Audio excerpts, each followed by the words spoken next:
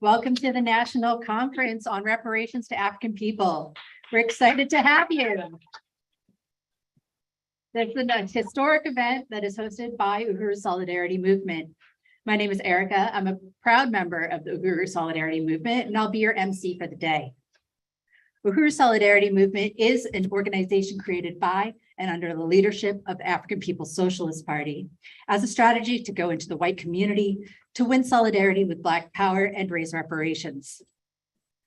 This reparations conference ends our multi-city Day of Reparations to African People tour, which traveled to Oakland, California, to Portland, Oregon, Philadelphia, Pennsylvania, Minneapolis, Minnesota, and here in St. Louis. We had a planned event in St. Petersburg, Florida that was delayed due to Hurricane Ian, but I want to let everyone know that that's been rescheduled for later this fall. I appreciate everyone who came out to the march yesterday. Were you in the march? We showed the city of St. Louis what real solidarity with African liberation looks like. I want to start off this conference by saluting the leadership of the African People's Socialist Party, Chairman Omali Yeshitela, who is leading the International African Revolution. Chairman Omali created the theory of African internationalism, the theory that explains the world as it really is and allows us as white people to see the world through the eyes of the African working class. I want to salute Onezene Yeshitela, the Deputy Chair of the African People's Socialist Party, who is building the leading of more than 50 self-determination institutions that are laying the leadership for an anti-colonial, liberated African economy. I salute the leadership of Kalambai Andanet, the Midwest regional representative of the African People's Socialist Party, and I welcome all of the members of the African People's Socialist Party who are here today. Lastly, I salute and welcome our leadership in the Solidarity Movement, Penny Hess, the chairwoman of the African People's Solidarity Committee, and Jesse Neville, the chair of the Uhuru Solidarity Movement. So before we move into our program, I have a few notes on housekeeping. I'd like to ask you to please silence your cell phones. Our bathrooms are here on the side. If needed, there's an emergency exit in the back hallway. We have our AV team here who is taking pictures and video. These will be available online after the event. I would like to ask audience to please refrain from taking your photos and video of your own unless you've been cleared by the AV team. We're currently live streaming. So please go to your Facebook page and share from facebook.com/Uhuru Solidarity. And I want to say hi to our online audience. Thank you for joining us. We'll have a Q&A at the end of the event, so please hold your questions until that time. And right now we're going to watch a video about the July 29th raids on the Uhuru movement.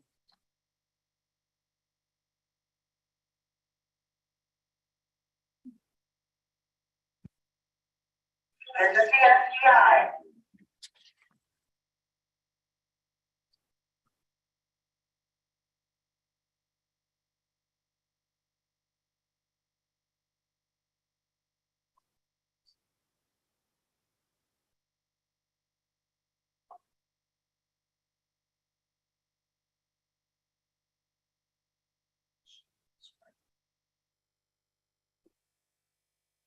You have a federal warrant for this address.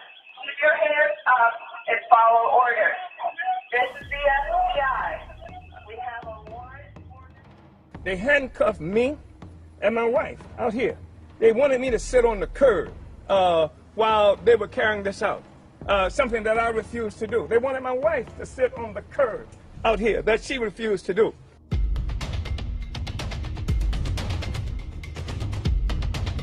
As I was coming out, this big old drone met me.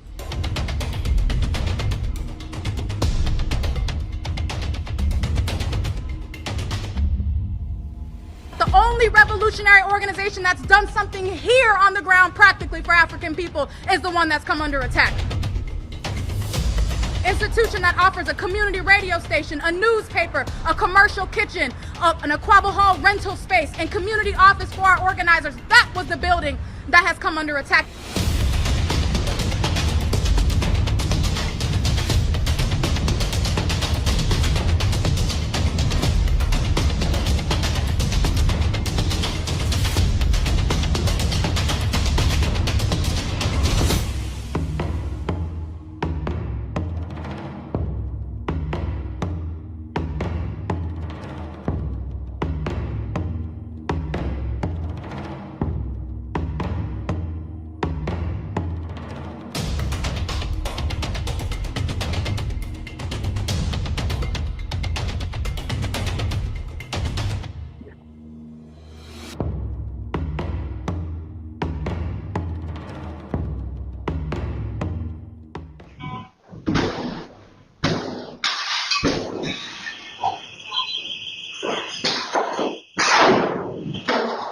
You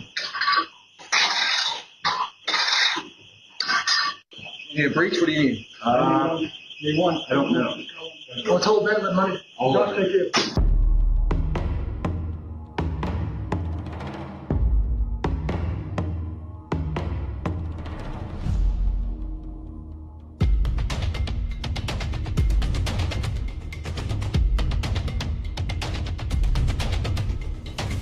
We will build a movement of white people that says hands off the Uhuru movement. They see in the African People's Socialist Party a vanguard for the struggle for the liberation of our people. They see that because not just what we do here in the United States, but because we had the temerity to do like Garvey, to do like Malcolm X, and take the struggle of black people around the world.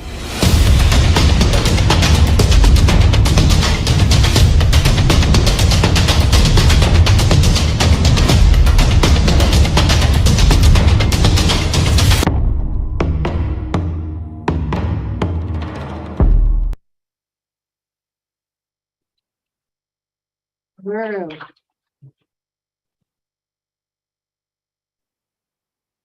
Next in our program, I'd like to introduce you to the chair of the Uhuru Solidarity Movement. Jesse Neville leads the work to build the mass organization of white reparations to African people throughout the United States and the world. Jesse was also listed as one of the unindicted co-conspirators from this July 29th FBI raid. Welcome, Jesse. Uhuru. Hands off Uhuru. Unity through. And here's the new chant given to us by Chairman Omali Yeshitela at the march yesterday.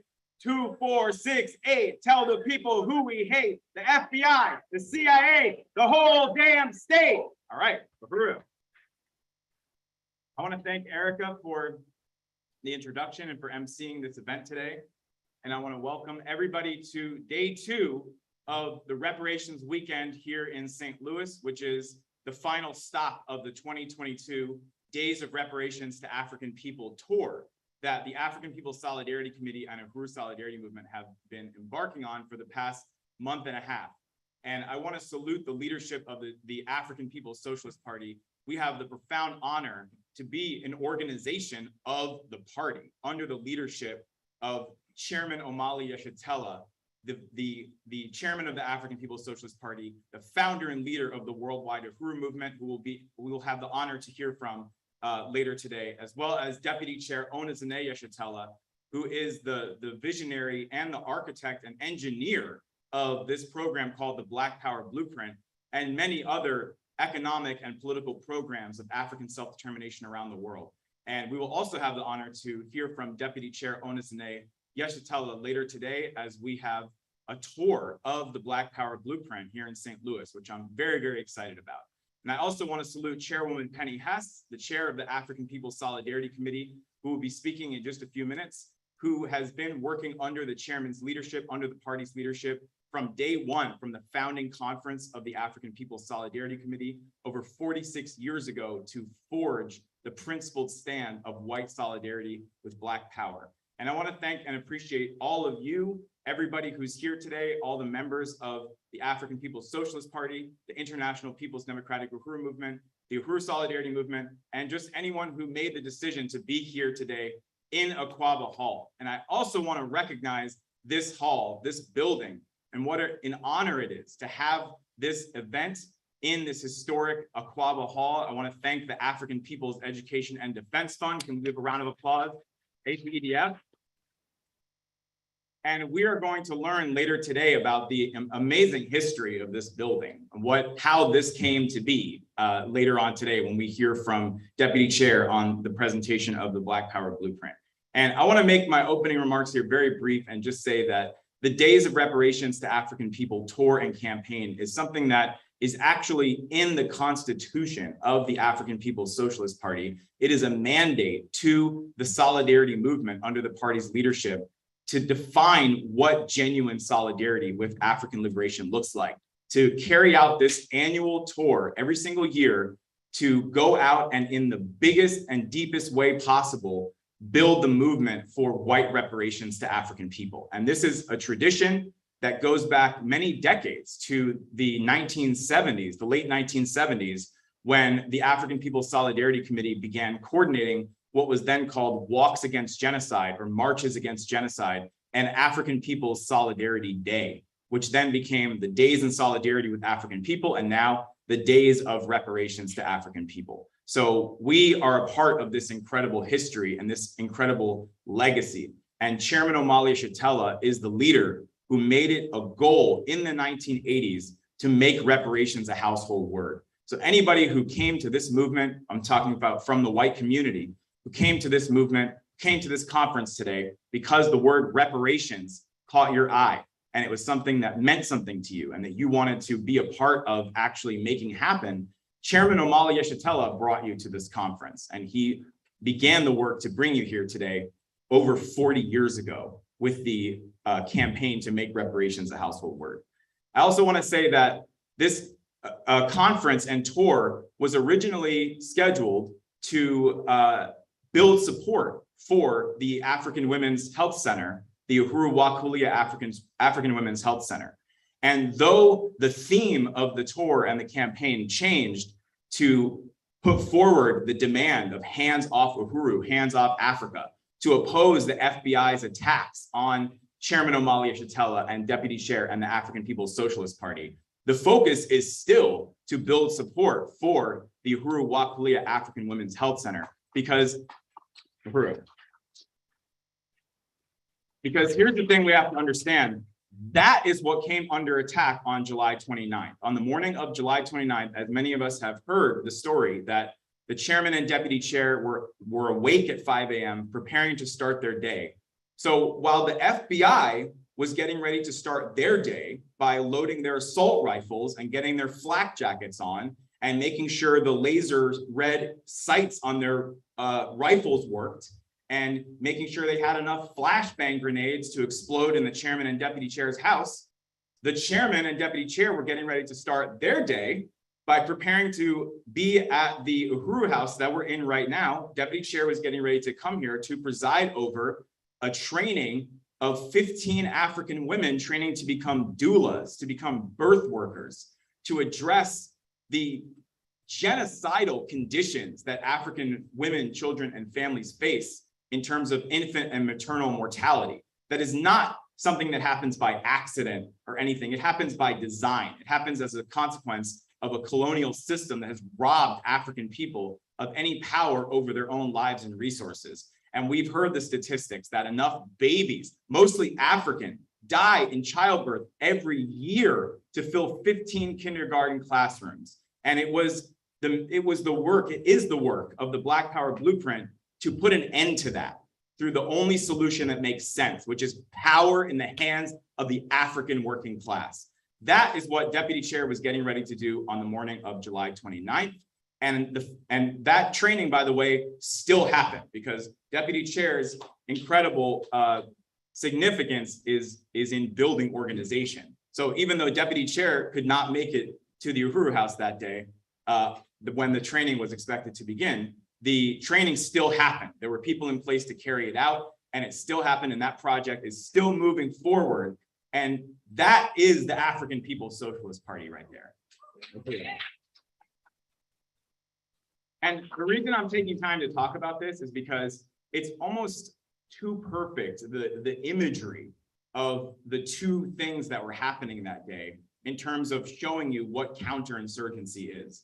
And Chairwoman Penny Hess, under the leadership of the party and Chairman Omali Yeshitela, wrote an incredible book I highly recommend everybody read. It's called Overturning the Culture of Violence. And there's a chapter in the book about counterinsurgency. And one of the things that Chairwoman Penny said in that book that really sticks with me is that insurgency is oppressed people fighting to end their oppression, fighting to end the system that is killing them and taking everything from them and destroying their ability to have the ability to produce and reproduce life. So insurgency is about life. Insurgency is about birth and creation and the future. And counterinsurgency is about death and destruction and violence and doing everything to stamp down and suppress and crush the insurgency, which is the righteous natural will of an oppressed people to take back power over their ability to live and for their children to live and for future generations to thrive. That's what counterinsurgency and insurgency are side by side. So you might not have known it when you signed up to be at this conference, but congratulations, you are now a part of the insurgency. Welcome, welcome to the insurgency. And it's a beautiful thing to be. And the last point I want to make on that is that, and we're going to be hearing more about this later today, that the Solidarity Movement was also attacked, and Chairwoman Penny Hess, Kitty Riley's home was attacked. Okay, 1 minute, I'll make this quick. The Uhuru Solidarity Center on Gravois, which is owned by the African People's Socialist Party, was attacked. The party's strategy of creating a front behind enemy lines made it necessary for the FBI to have to spread themselves thin. They had to take that much more time planning their operation that day to also be in the white community and to attack the party strategy in the white community. And the Chairman Amalia Shatella and Akile Anai, who we saw in that video, the director of Agitprop, were named as unindicted co-conspirators in this bogus allegation issued by the government. Chairwoman Penny Hess and myself were listed as unindicted co-conspirators. And the fact of the matter is, we should all want to be co-conspirators. So you, in addition to being insurgents, you are now all co-conspirators. You might not have known it. And I mean, this term, unindicted co-conspirator, I don't know if that's supposed to send us screaming for the hills, but I'm thinking of getting my first tattoo and just have that right across my chest. I mean, frankly, this is the best compliment I've received since running for office and being described as a pawn of Chairman Amalia Shatella by the Tampa Bay Times. We should be honored to have the ability to end being co-conspirators with our own ruling class, with the white ruling class, with colonialism, with this violent, vicious, murdering, destructive system that's slaughtering human beings all over the planet for our benefit. No, we're breaking apart from that relationship and entering into a principled relationship with humanity through this connection with the African People's Socialist Party. So it is powerful, it is liberating, it is empowering, and it's an honor. It's a tremendous honor. And finally, for everyone who's here, I want to salute all the members of the Uhuru Solidarity Movement who worked hard to make this conference happen. We're going to be naming some names later, so I won't do that now. But I just want to say that our task now is to double down. The party is waging a counter-offensive. They are hitting back with a vengeance. So the goal of the FBI's attack was to make it more difficult to raise the funds, to be able to focus on raising the funds to complete the African Women's Health Center for the doula project. Let's fund the African Women's Health Center. Let that be our response to what the FBI did on July 29th. Let's fund it even faster than we would have if July 29th hadn't happened. Let's make that commitment. Let's build the Uhuru Solidarity Movement all over St. Louis and beyond, all over the region, all over the US, all over the world. Let that be our response to what happened on July 29th. So I just want to thank everybody, and again, salute Chairman Amalia Shatella for the courage, for the leadership.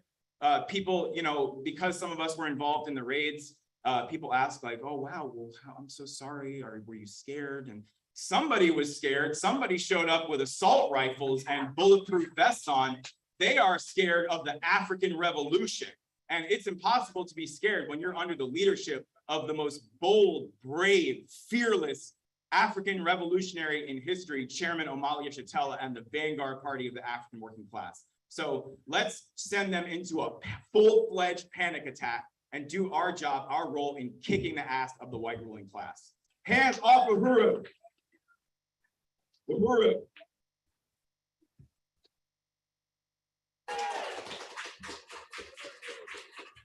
Uhuru, Jesse, we have our work set out for us. Let's do it today. Let's do it tomorrow. Let's do it for the rest of our lives because the work is there. It's there for us. We're going to watch a video now about the history of the African People's Socialist Party. For 50 years, their relentless struggle for African people has continued. Let us enjoy this video now.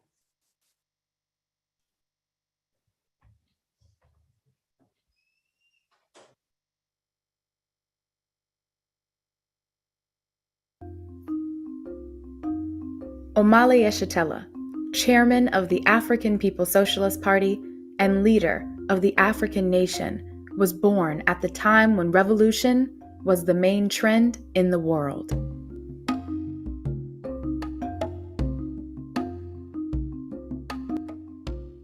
The peoples of the world were mobilized by the victorious anti-colonial movements of the peoples of China, India, Azania, Cuba, and Vietnam. Inside the U.S., the civil rights movement was galvanizing African people, sweeping the country and the world. Chairman Omali Yeshitela joined the Student Nonviolent Coordinating Committee, SNCC, in the mid-1960s as the African working class was emerging and transforming the struggle with the anti-colonial demand for black power. In 1966, as a SNCC member, Chairman Omali tore down the colonialist mural that had hung in the St. Petersburg, Florida City Hall for 30 years, the first act of black power.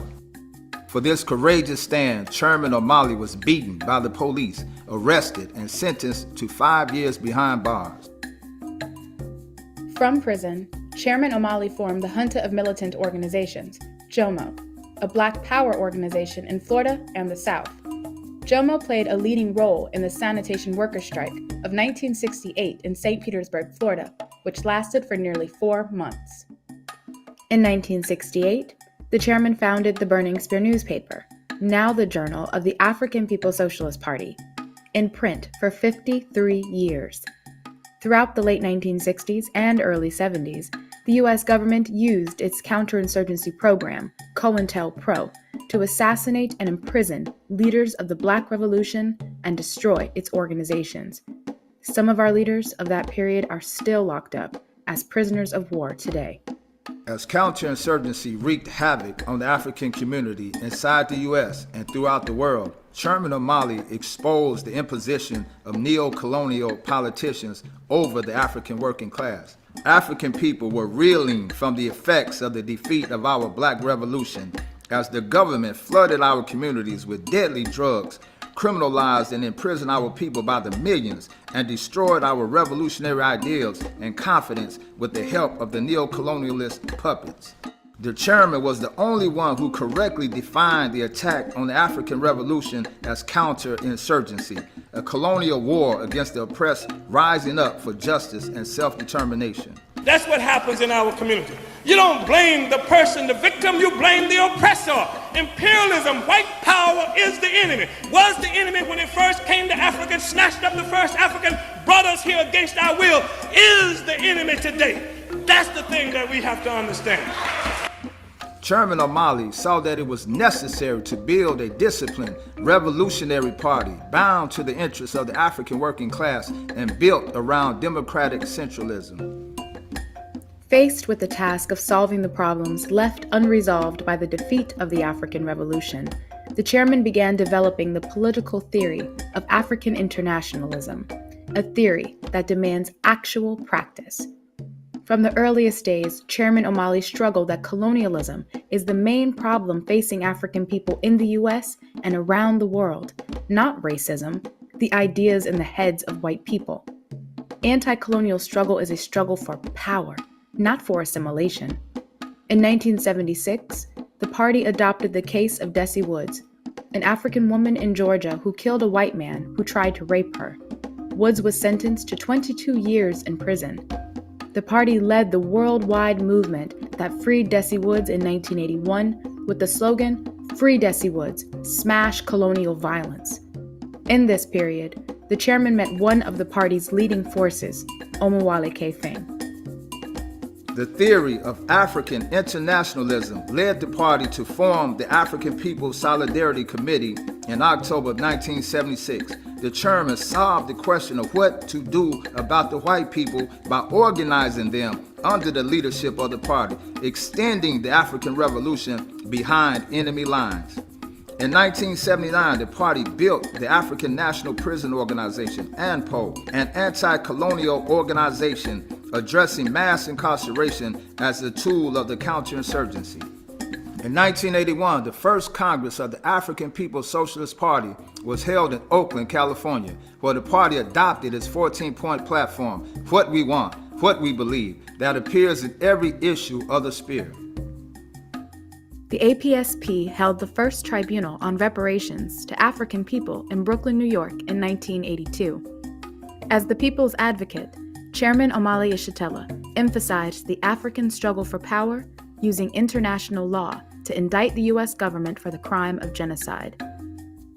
Today, we are initiating a 2-day trial of the United States government for crimes it has committed against the Black or African population of the United States. The party built the African National Reparations Organization, ANRO, and determined to make reparations a revolutionary demand of the masses, a household word, which it is today.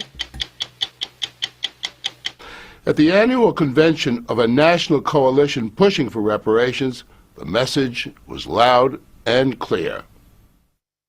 Anything we've ever got from America has been as a consequence of struggle, and it will be struggle to get reparations.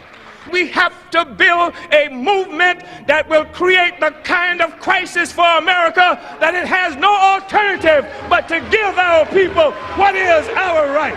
Uhuru! That was Omali Yeshitela, one of the more radical speakers. In the early 80s, the chairman traveled to Britain and Ireland in the process of building the African Socialist International. During these years, the chairman was invited to a conference in Nicaragua following the Sandinista victory based on the relationship of the party and FSLN in San Francisco. In the 80s, the party built their long-standing close relationship with Unión del Barrio, the Mexican Liberation Revolutionary Organization. During this time, the party had strong relationships with the indigenous people and their right to the return of their stolen land.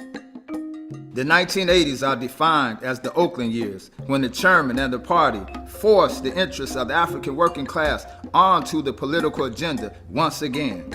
In 1984, the party held the Oakland Summer Project as it built the revolutionary community-controlled housing initiative with 30,000 signatures, putting it on the ballot where it won 25% of the vote. In 1985, we did it again with Measure H.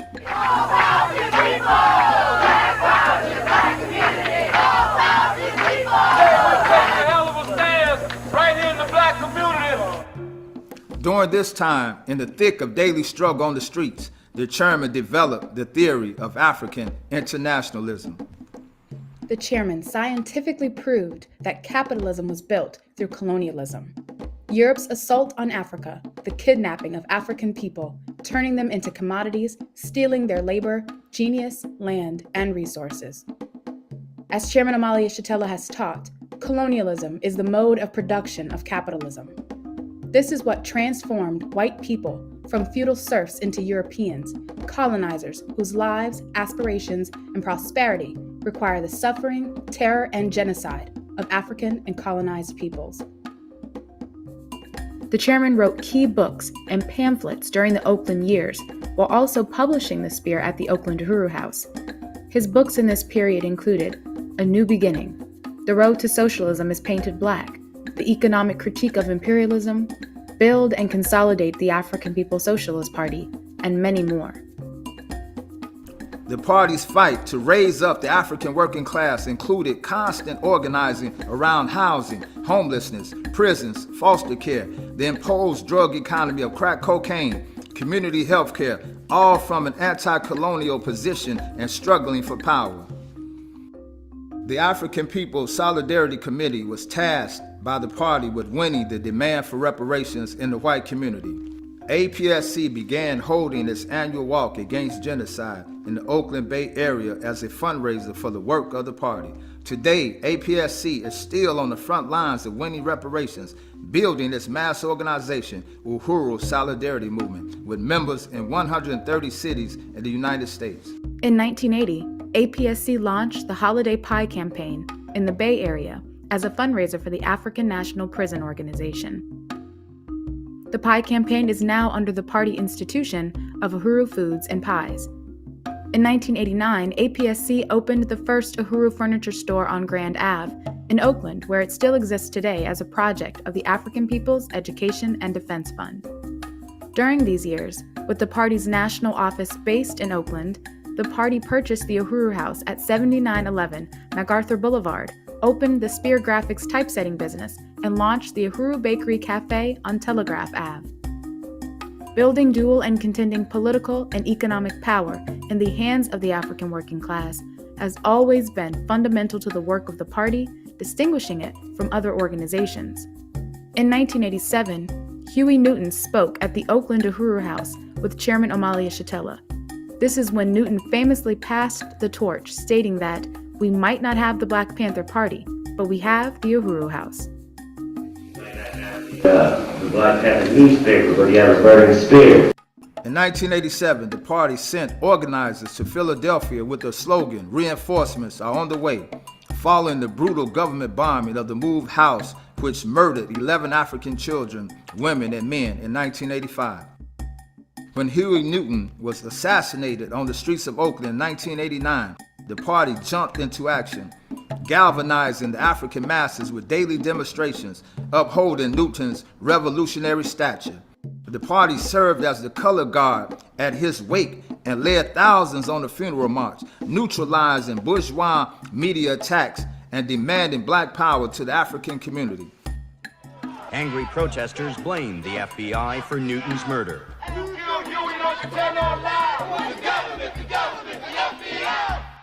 In 1991, the party founded the People's Democratic Uhuru Movement, now known as the International People's Democratic Uhuru Movement, in Chicago, based on the party's years of work on the streets of Oakland.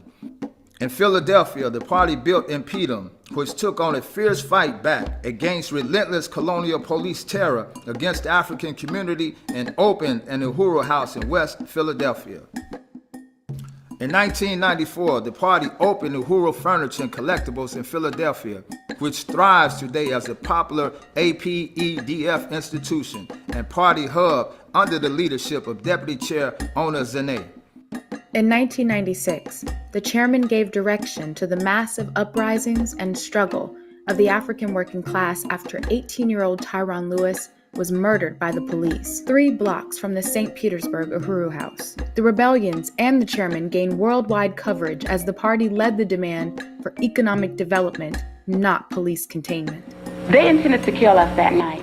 The party forced the U.S. Human Rights Commission to come to the city and won the appointment of the first African police chief, who declared that the Uhuru House should be treated as an embassy in the African community. In 2001, Chairman Amalia Shatella ran for mayor of St. Petersburg, winning all African and mixed precincts. In 2002, Chairman Amalia Shatella gave the keynote presentation at the 8th Congress of the Pan-Africanist Congress of Azania in Umtata, South Africa, to massive enthusiasm of the delegates.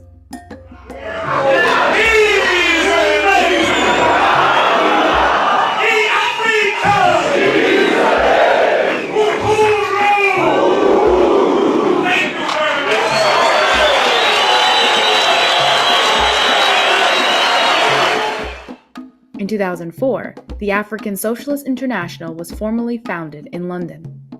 2 years later, the chairman had a successful speaking tour of Southern Africa, meeting with Sam Nujoma in Namibia and others.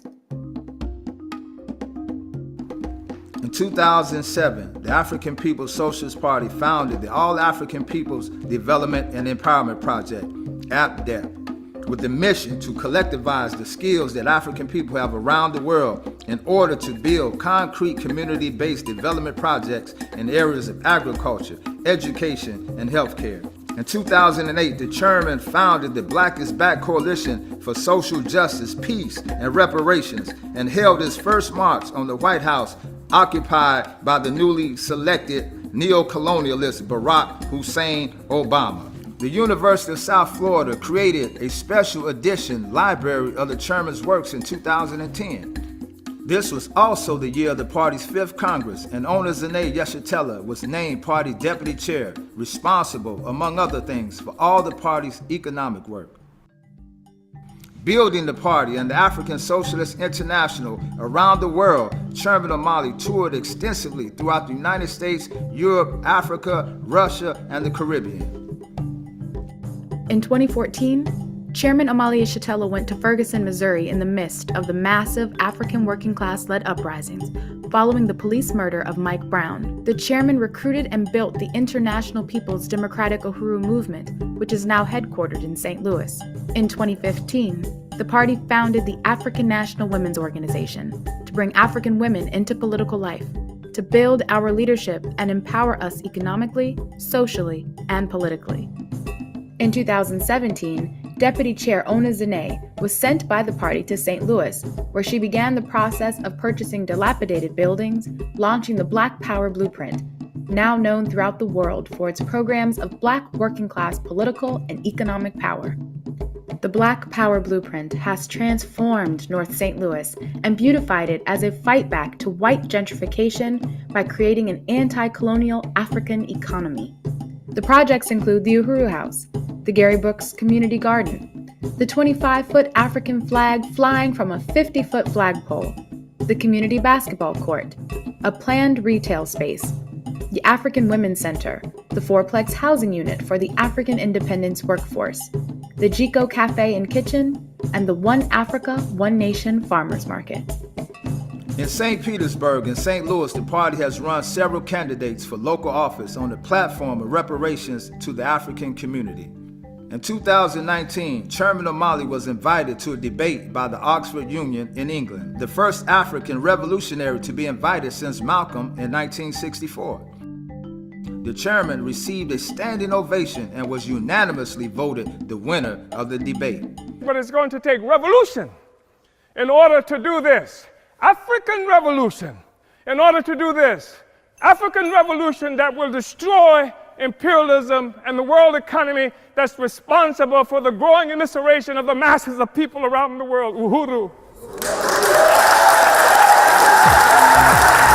The chairman's leadership, books, presentations, and weekly Sunday political education series, Amali Taught Me, have profoundly influenced this current period when the burning question of colonialism, reparations, and Black power are indeed household concepts.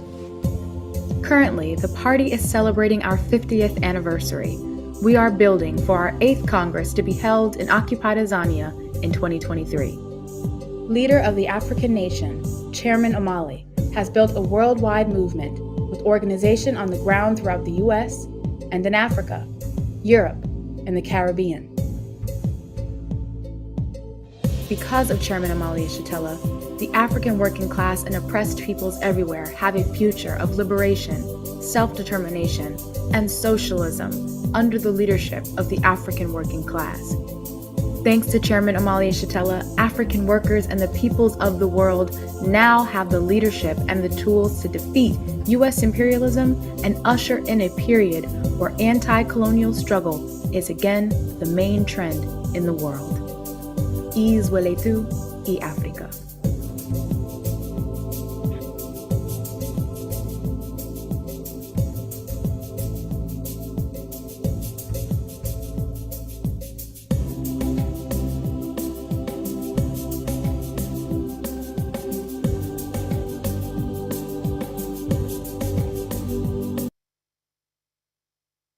Hands off Uhuru. Hands off Africa. It is now an honor to introduce the chairwoman of the African People Solidarity Committee. Penny Hess has been a member of the APSC since its founding in 1976, working under the party's leadership to carry out Chairman Amalia Shatella's brilliant scientific strategy of organizing members of the colonizer settler nation to break our allegiance to imperialism and unite in principled material solidarity with African revolution. Penny Hess was the first white person to become a revolutionary African internationalist by joining APSC and taking up the call to build the movement for white reparations to African people. Chairwoman Penny speaks and organizes throughout the United States and Europe to educate white people about the history of colonialism and slavery that we have historically benefited from and participated in, and how we can be a part of rectifying our relationship to the rest of humanity. She's the author of the incredible book called Overturning the Culture of Violence, which is written under the leadership of the African People's Socialist Party. So Uhuru, please join me in welcoming Chairwoman Penny Hess. Uhuru.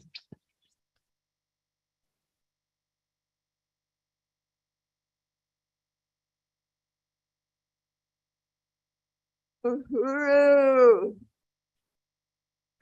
everybody. I just really want to welcome everybody here today. This is a profound day already. I want to salute the incredible work of the Uhuru Solidarity Movement, Chair Jesse, Vice Chair Amanda, and all of the members in 130 cities across the United States that are in the white community fighting for reparations to African people, dedicated to that. And I want to salute that incredible video that we just saw that is such an incredible tribute to Chairman Omali Yeshitela, my leadership, our leadership, the one person who has taken it upon his shoulders to complete the African Revolution of the 1960s. And I want to be able to talk about that today.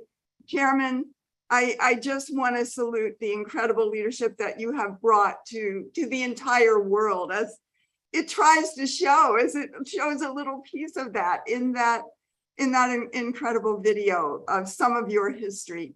And what an honor it is to work under your leadership. I want to salute Deputy Chair Onizine Yeshitela, the architect of the Black Power Blueprint, and the laying out in practice what the struggle for political and economic power in the hands of the African working class really means.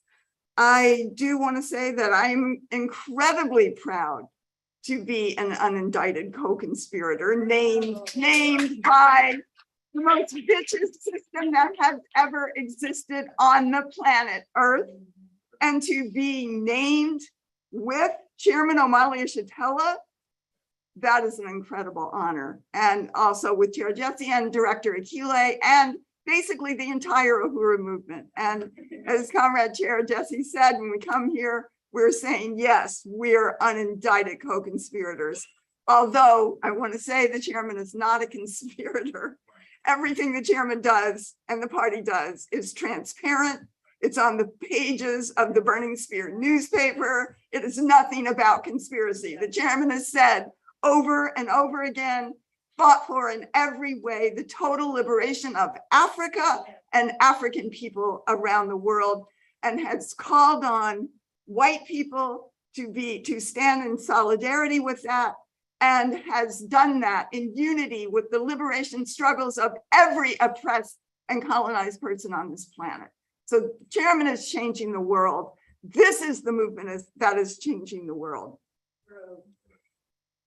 If people missed it, I just want to read, the indictment says that the chairman is under the control of a Russian agent, or an registered Russian agent, et cetera, which we all know is absolutely ridiculous, because there is nothing that a Russian could say to an African about what their conditions are. And, we can look at all that.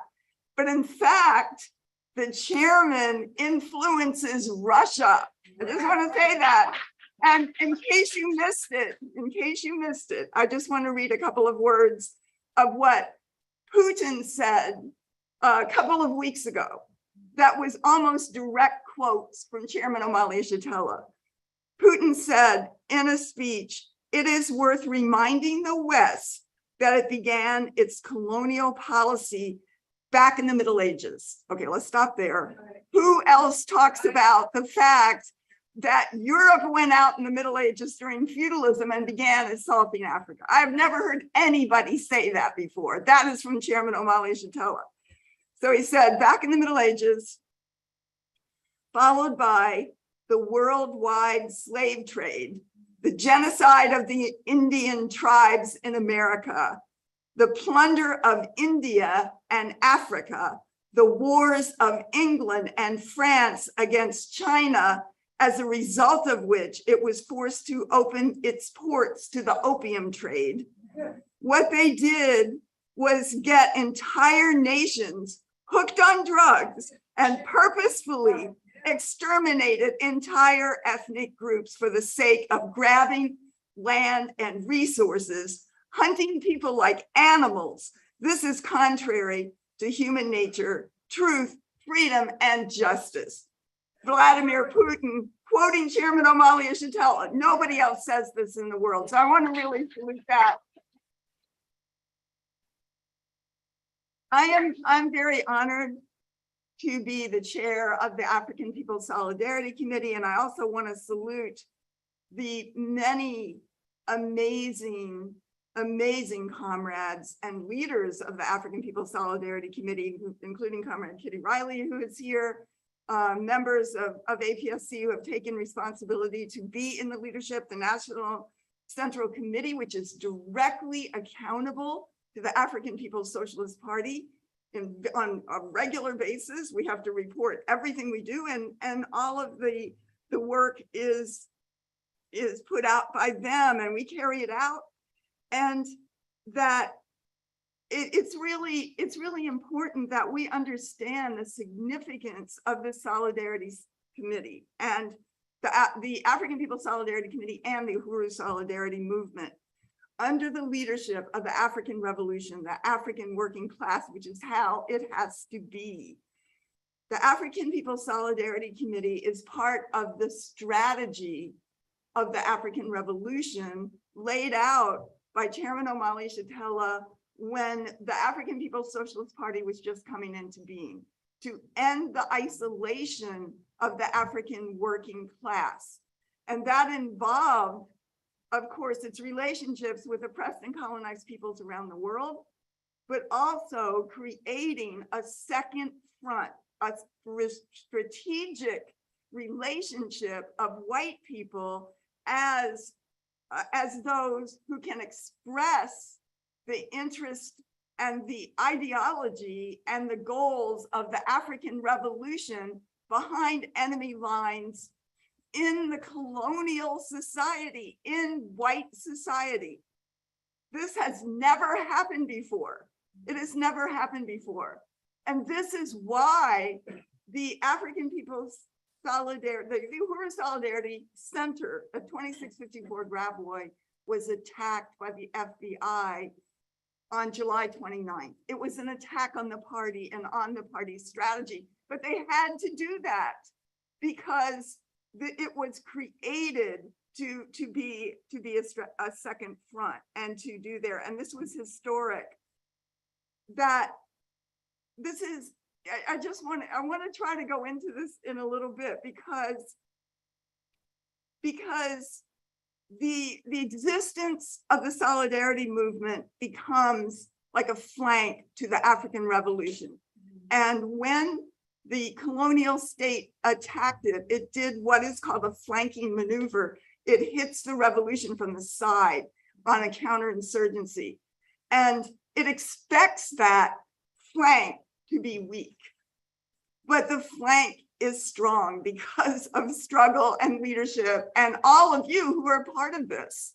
And, you know, if we think about, like the chairman has said and written over and over and over again, that the class struggle in the whole world is in the colonies, not in the white society. It cannot be, because all white people sit on the pedestal, including white, poor and working people, sit on the pedestal of colonialism. So the revolution is led by and comes from the African and colonized people, nations, struggles that are underneath our feet. That is everybody's revolution. That is our revolution too. That is our revolution too.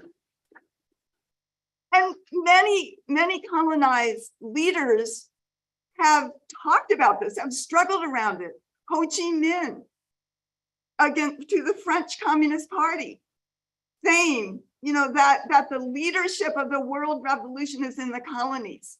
And leaders from India and leaders from Africa and Frantz Fanon and so many have tried to raise this, but they have never been able to do it. And if say the Vietnamese revolution had been able to create a genuine solidarity movement, or the Algerian revolution had been able to create a genuine solidarity movement inside of France, the world might be different now. But the fact is that it takes the African revolution inside the leader of imperialism that has the largest concentration of African workers, probably any place on the planet. This is what the African Revolution of the 1960s emerged from. This is what Chairman Omali Yeshitela emerged from. And that, again, the chairman has written about, explained, talked about over and over and over again, this phenomenon called white opportunism and what that means. You know, so the chairman has explained and laid out, and something that we see talked about in the world today, this understanding of the colonial mode of production and the fact that Europe came out of the poverty and cold stone, England and Portugal to attack Africa and to steal Africa's resources and to steal and kidnap African human beings, which became the most important commodity on the planet at that time, and still is in a certain way. And that this is what brought wealth to Europe for the first time. So even like the chairman has said, the white working class, the European working class has been built and sits on the pedestal of the colonial reality. The class contradiction in the whole world is inside the colonial reality. So when we often talk about, okay, this assault on Africa, this genocide against the indigenous people, one of the reasons that we wrote the book, Overturning the Culture of Violence, was to bring some of the reality of what that really means, to the world, that it is still reeling from today, what white people have done to Africans, to indigenous, to Arabs, to Asians, what we have done, the violence. You see in the newspaper, why are all of these, white people coming to college, to high schools and schools in the United States and pulling out assault weapons and murdering other students? Because they're replicating what white people did to Africans, indigenous, and peoples around the world, and it was never illegal. Right. It was legal. No white person ever went to trial for that. It was legal. And when we look at the reality of the violence that this system is built on, and that our lives are built on, it's unspeakable. It's like you can't even calculate it. You could just walk every inch of this stolen land, and there's a story. There's the bodies and blood of African indigenous people under our feet, certainly here in St. Louis, but everywhere. You can walk through Africa and see the Congo, 12 million murdered, millions more with their arms cut off, tortured, children killed, so that there could be rubber for white people's car tires in Europe and North America. You can see what Europe did. And when I say Europe, I mean all of us. There was no outcry. There was no outcry from any sector, certainly not from those who called themselves the working classes. Look at the Communist Manifesto. It doesn't even mention the enslavement of African people. It doesn't even mention the genocide. It was 1848. All of this was going on. It was in the news. Marx and Engels knew about it. It was actually in the papers. It was talked about, but it was taken for granted that this is how it would be. But look at Kenya. Look at what British did in Kenya to the Mau Mau, who were the insurgency, who were standing up to fight for their own liberation. When they broke glass and they stuffed it into the vaginas of African women and into the anuses of African men who were fighting for their liberation. And that's just, I mean, it's just so hideous. You can go through, you can talk about what Churchill wrote about the splendid little wars in Sudan, where in one afternoon, they would take a newly invented machine gun and just mow down 5,000 Africans. And afterwards, they had dinner with roast beef and champagne. And who knows what else, by the way. People want to talk about pedophiles. By the way, that started in colonialism. The Boy Scouts started as part of Cecil Rhodes to train, quote unquote, ostensibly, to train white children, colonial children, to be good colonizers. And this is how you dealt with colonialism. But it was also always that. It was always that. The abuse of African and indigenous children is part and parcel of the colonial crime against humanity that exists. So it is really, so this crime, this participation of the whole white population, the whole European population against, the assault on African people, indigenous people is incredibly profound and deep, and it is in our DNA. They say that the trauma that has been perpetrated against African people is in their DNA from generation to generation. Well, the perpetrators, it's in our DNA. It's in our DNA. And all the way people want to say, well, I didn't do that. But no, but you live on it. We expect to have what we're supposed to get as white people, and based on the reality that has gone before. And when we are standing under the leadership of the African Revolution, we are joining the revolution. We are joining the revolution, and that the chairman has talked a lot about the white left and its opportunism and what it means. And the chairman said that, and he has written famously, living in a country built and sustained off slavery, colonialism, and neo-colonialism, the impact of victorious revolutionary struggles reaches down into the gas tanks, shopping centers, and tax brackets of the North American population. There is an objective relationship between world slavery and US affluence. And up until now, the North American population, opportunistically and demagogically, led by their stomachs, pocketbooks, and corrupt leadership, have chosen the continued enslavement of the world, including the white left, and especially the white left.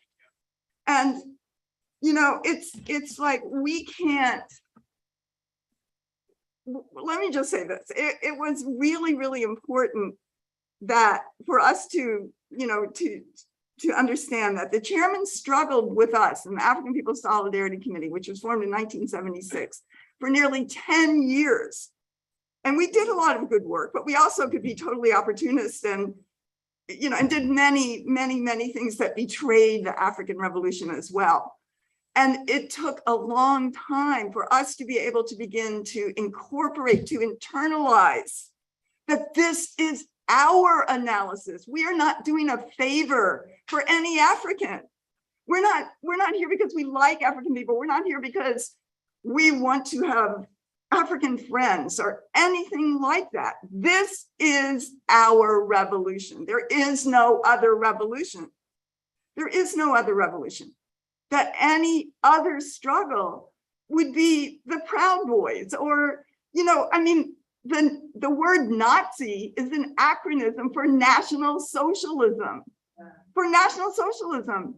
When white people struggle in our own interests, it is fighting over who's going to control the loot of colonialism. I don't care if you're called a white socialist or a white reactionary. That's what it's about. And that's why we have to be under the leadership of the African Revolution in this country, because the African Revolution is the only thing that is fighting imperialism and fighting colonialism and is winning. And that the chairman kept this alive from the past period of the 1960s until now. And it is really, it's really incredible and important that we take this on and that we build and we are clear about this, that this isn't charity. This isn't about racism. This is joining the anti-colonial struggle, which will overturn a whole system built on the backs and the blood of the majority of the people on the planet Earth. And Chairman Omali Yeshitela is out there doing that. And I also wanted to say that in the 1966, there was something that was exposed about the FBI, but as the chairman has said, that it wasn't just the FBI, it was the FBI, the CIA, even the IRS was involved in this, and the NSA, the National Security Agency, and many other things. And it was called COINTELPRO, and it was their guidelines on how to wipe out the African Revolution of the 1960s, which was incredibly violent, but it had no rear base. It had no rear base. It didn't know how to do that. The chairman solved that problem. And that COINTELPRO documents talked about prevent the coalition of militant Black nationalist groups. And, and it says unity, there is strength, a truism that is no less valid for all its triteness. It's just, when they're saying this, they're talking about murdering people, murdering the leaders. They use words like neutralize. That means murder. And of course, the party and the chairman did form the Black is Back Coalition. It says, number 2, prevent the rise of a Messiah who could unify and electrify the militant Black nationalist movement. Malcolm X might have been such a Messiah, but they had already killed him by then. He is the martyr of the movement today. Martin Luther King was still alive, and he, clearly put himself on the world scale when he's expressed his unity with the struggling people of Vietnam and said, how can I fight for nonviolence when this government is the most violent perpetrator in the world? And it says, prevent violence on the part of Black nationalist groups. Of course, the COINTELPRO incited violence, it brought violence, and prevent militant Black nationalist groups and leaders from gaining respectability by discrediting them to 3 separate segments of the community. And they were Black nationalists, quote unquote, white liberals, and other kinds of forces. So we're saying that they had to discredit. And I'm raising this because it never has a new playbook. The colonial state never has a new playbook. It does the same thing over and over again, as we can see, and the chairman has laid that out, how many other Africans in decades before were charged with being agents of Russia or the Soviet Union. But this thing is not over. We don't know what the colonial state is going to do next. And, we have to be prepared for that. We can't sit back and just expect this to go away. This is here. This is on the books. This is what they did. This violent assault on the party, they targeted. And one of the things that they can do is slander and other kinds of just attacks on the character of the African Revolution. And we have to be clear about all the ways that this struggle is going to come down, and that anything that you want to know about the party is on the pages of the Burning Spear, is in the Uhuru House. It's on the streets of West Florissant and Philadelphia and Oakland, California. It's there to be seen. And we don't know what they're going to do, but it's going to be ugly and it's going to be vicious. And I'm calling on white people to be clear to what we are standing for. What we are standing for, our relationship, a principled relationship, which is in the word reparations. That means that we make our self-criticism, we join under the leadership of the anti-colonial struggle, which is the African working class, not at the expense, like white people always think, oh, what about the indigenous? No, the African working class uplifts all, everyone. It is not at the expense of anybody. That's what the African Revolution of Haiti was about, and everything else that African people have fought for. So we have to be clear that we are going up against the state, that we have a role to play in that we have a strategic mission to carry out, being the voice of the African Revolution in white society. And we need to be prepared to take that on. I want to say that too. And I want to say that this is not about good and evil. It's not about morals in that sense, but there is a universal concept of what is good and what is evil of the people of the planet Earth. And what is evil is what this system does to everybody else. It destroys them. It destroys their lives. It wipes out, it steals everything it possibly can from them for the benefit of a few, us. And this system has to go. Yeah. And what is good is the African Revolution. What is fighting for the people on the planet? What is fighting for the end of all oppression is the African Revolution, and the revolution against colonialism and the colonial mode of production, which means everything we have comes at the expense of somebody else. There's nothing we invented or thought of or worked for that wasn't on the backs of an indigenous and African and oppressed people around the world. And this is good. This is good in the world, and we have to uphold that.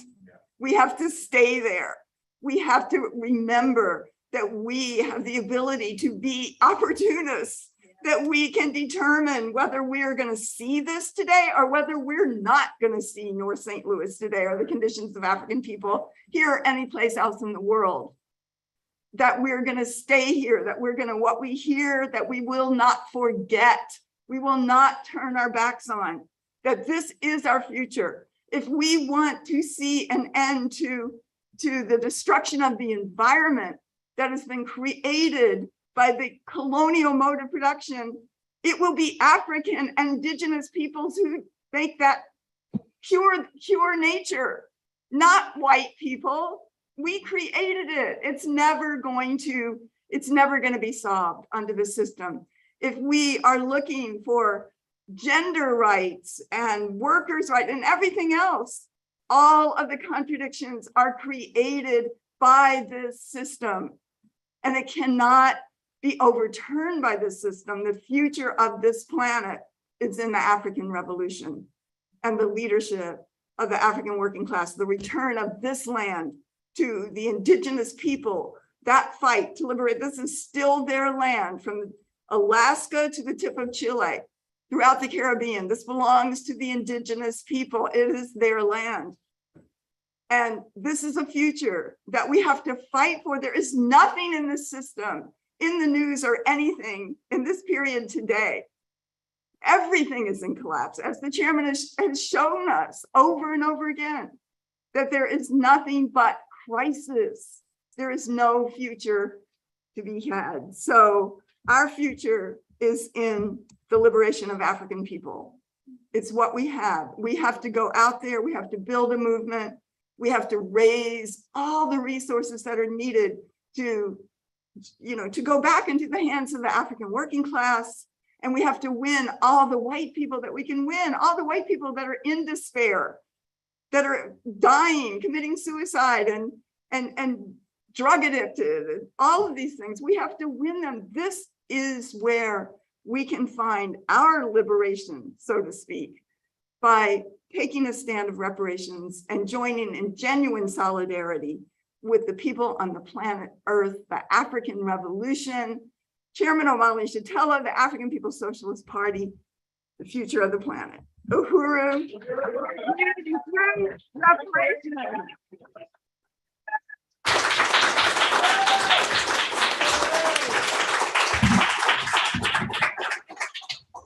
Hands off Uhuru. Hands off Africa. Reparations now. Now it is my great honor to introduce the revolutionary leader without whose vision, theoretical worldview, and strategy to win revolution in his lifetime, none of us would be here today. For 50 years, this brilliant African revolutionary leader has rebuilt from the ashes of defeat a global revolutionary movement of African workers uniting as one nation and a unified strategy to liberate their Africa and Africa's resources as the birthright of every African person on this planet. He's the author of many works, key in the understanding of how to move the African Revolution forward and carry it to fruition, including his most recent book and report to the 7th Congress of the African People's Socialist Party, Vanguard, the Advanced Detachment of the African Revolution. He is the founder and the leader of the Uhuru movement and provides leadership for the entire world revolutionary struggle, the chairman of the African People's Socialist Party and African Socialist International. Please join me in welcoming Chairman Omali Yeshitela.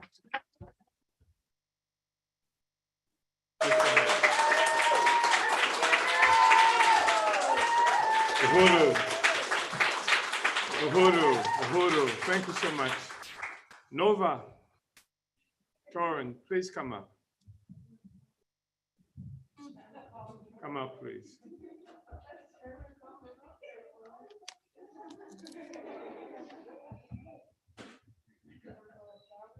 Please come up.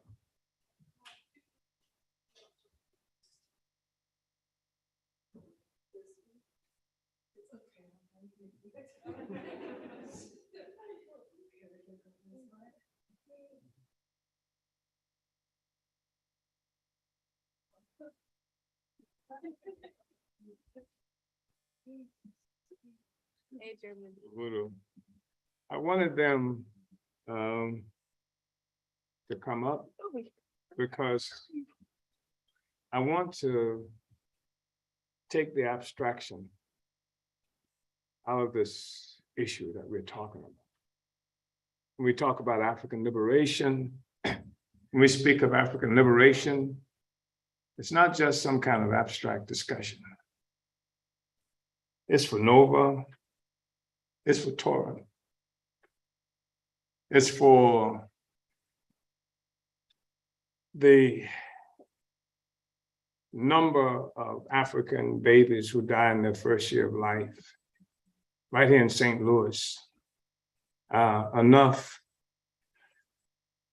to fill 15 kindergarten classes every year. These babies, these incredible children. That's what it's about. It's about life and the right to live. It's about overturning a system that came into existence with the intent to destroy that and keep forever their lives in this bloody grasp.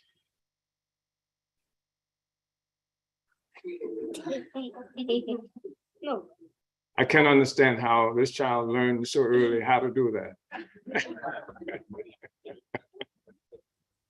I just wanted to ask them to come forward.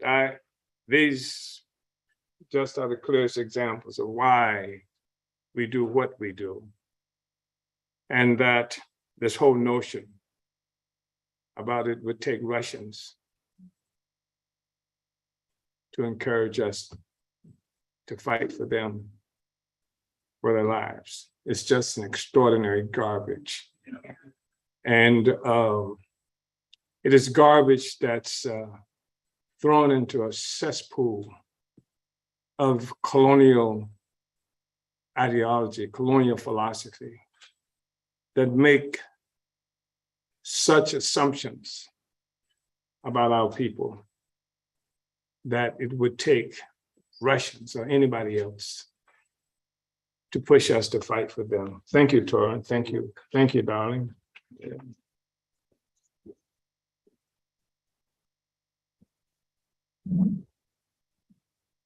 We see them now, and I see our children like this all the time. Every continent, I've seen them. I've seen them in Sierra Leone, standing from a porch upstairs at a YMCA, watching them below, bathing, little boys, little girls, and these little things that I think we refer to as wash basins and things like that, that you might find on your sink.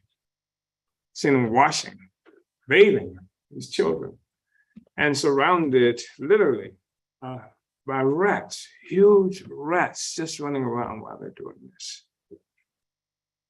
I've seen them able to be happy and smiling, and as children will, not anticipating this brutal future, how it express itself in their lives, except through what they experience there, washing in these basins, surrounded by rats, with that being the only world they know. So they find happiness, in a sea of rats. Well, we want to end that.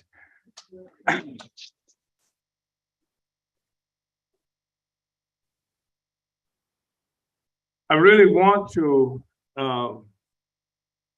express appreciation to the leaders of the African People's Solidarity Committee, Comrade Chairwoman Penny Hess,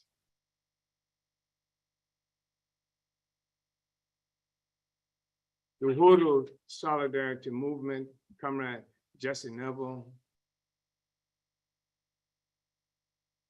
and all of you extraordinarily courageous people who assumed your places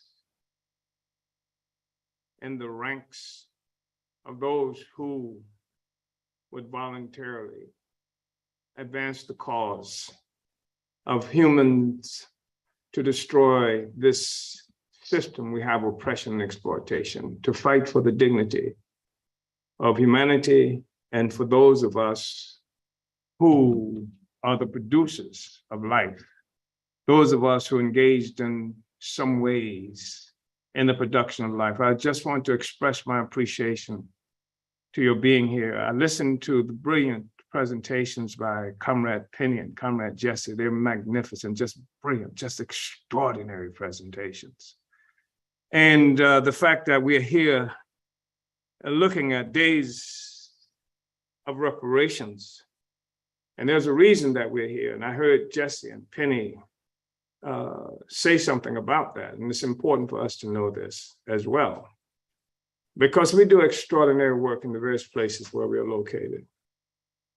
Those of us who function as components of the African People's Socialist Party, which in its own construction is something that expresses this anti-colonial revolutionary project in 1,000 different ways. And the fight for a different kind of world where the producers of life can have access to it. That's extraordinary. Those of us who produce life have less access to life. But we built a party that takes that on. And the African People's Socialist Party was born in 1972. And I led that process of building the party, coming out of what was characterized as the civil rights movement and how that was being transformed at the time I entered into it. And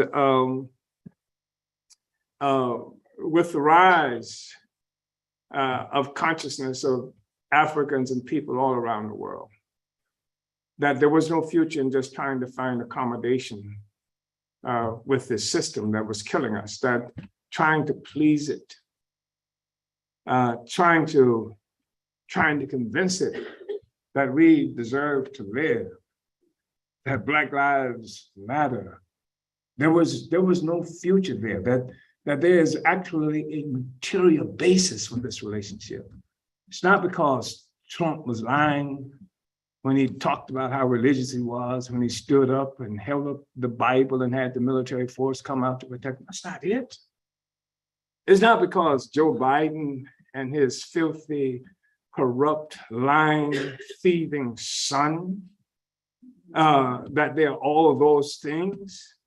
It's not because of that. It's because there's a particular material basis for everything that we experience. It took a while to understand that. Initially, when Africans run into white people, we just run into the worst kinds of garbage you can imagine. You can't even imagine what it is. And initially, when we are not well informed, our instincts, natural instincts, is one of deep and profound hatred if we have the courage. And it even takes courage to hate white people. Because even to suggest hating white people is suggest the possibility of death and torture and all kinds of things. And many people, because they think that's what we believe in, even Africans are afraid. You can't even say that you hate those who are killing you, those who raped you, those who are responsible for taking your future, for coming to your Africa, to your homeland, snatching you up and bringing you and thrusting you into these circumstances. You can't even say you hate the ones who've accumulated enough power so they can come into your neighborhood anytime they want to and snatch up your child and throw it into these concentration camps, where this child is going to have to endure rape and terror and all kinds of things, where the neighborhood, the community, the relatives will have to suffer along with the child. You can't even say that. So even hating white people took courage, takes courage from the colonizer, from the colonized. But sometimes that's the first response you get. And the fact is, part of it is because we don't understand the material basis of what it is white people do. Because like most people, our assumptions about the world are fed to us by the colonizer himself. He tells us what it is we're supposed to hate. He teaches us what it is that we're supposed to hate. In fact, he teaches us that I'm supposed to hate that white person who's there. That's where my concentration of anger, of understanding is to be directed. And because the pay is good, ordinary white people unite with doing the horrible things that they do to Africans and oppressed peoples around the world. There's good pay. It's a good job. And anything that challenges this is challenging my job, my check, my mortgage, my freedom. This is the kind of relationship that's been imposed on most of us, except, and this is why Karl Marx and others can come up with this characterization of wage slavery.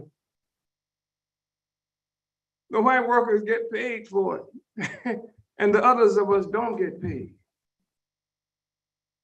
This helps to obscure the relationship that we all have.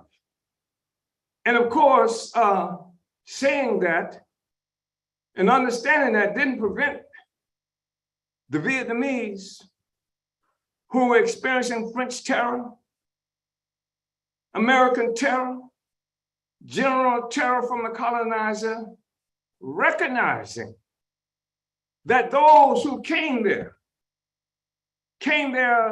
as a part of a tool of the colonizer ruling class. It didn't prevent the Vietnamese from sending them home in body bags.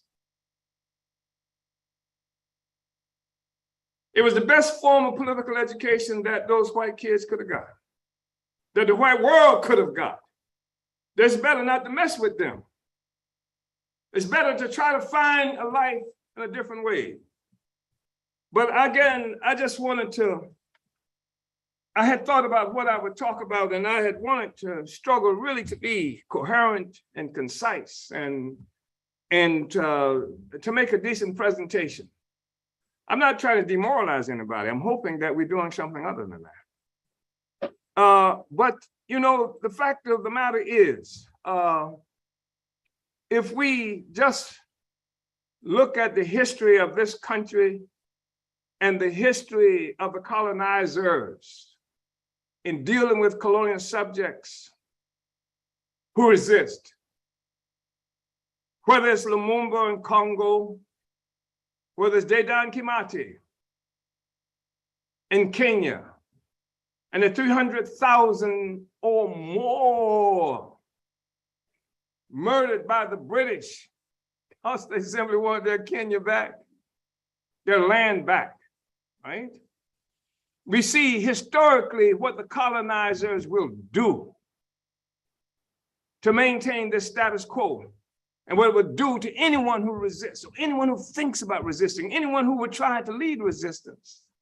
So I'm quite conscious that seeing that and understanding what they've done to others and what they did on July 29th here, that in and of itself speaks volumes about the kind of time that I have to make certain points. And so coherence and stuff like that and making a concise presentation, you know, I may sacrifice some of that, but to say some of the things that I think is necessary to say, plus the fact is I'm 81 years old.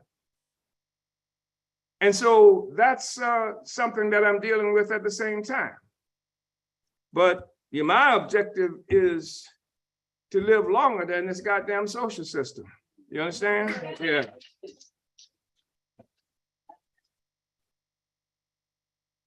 So here we are. And I want to just say, just briefly, a couple of things. I said briefly, and I've already been unbrief. But, you know, some of the things that it has been inferred that we are guilty of is working for the Russians because we take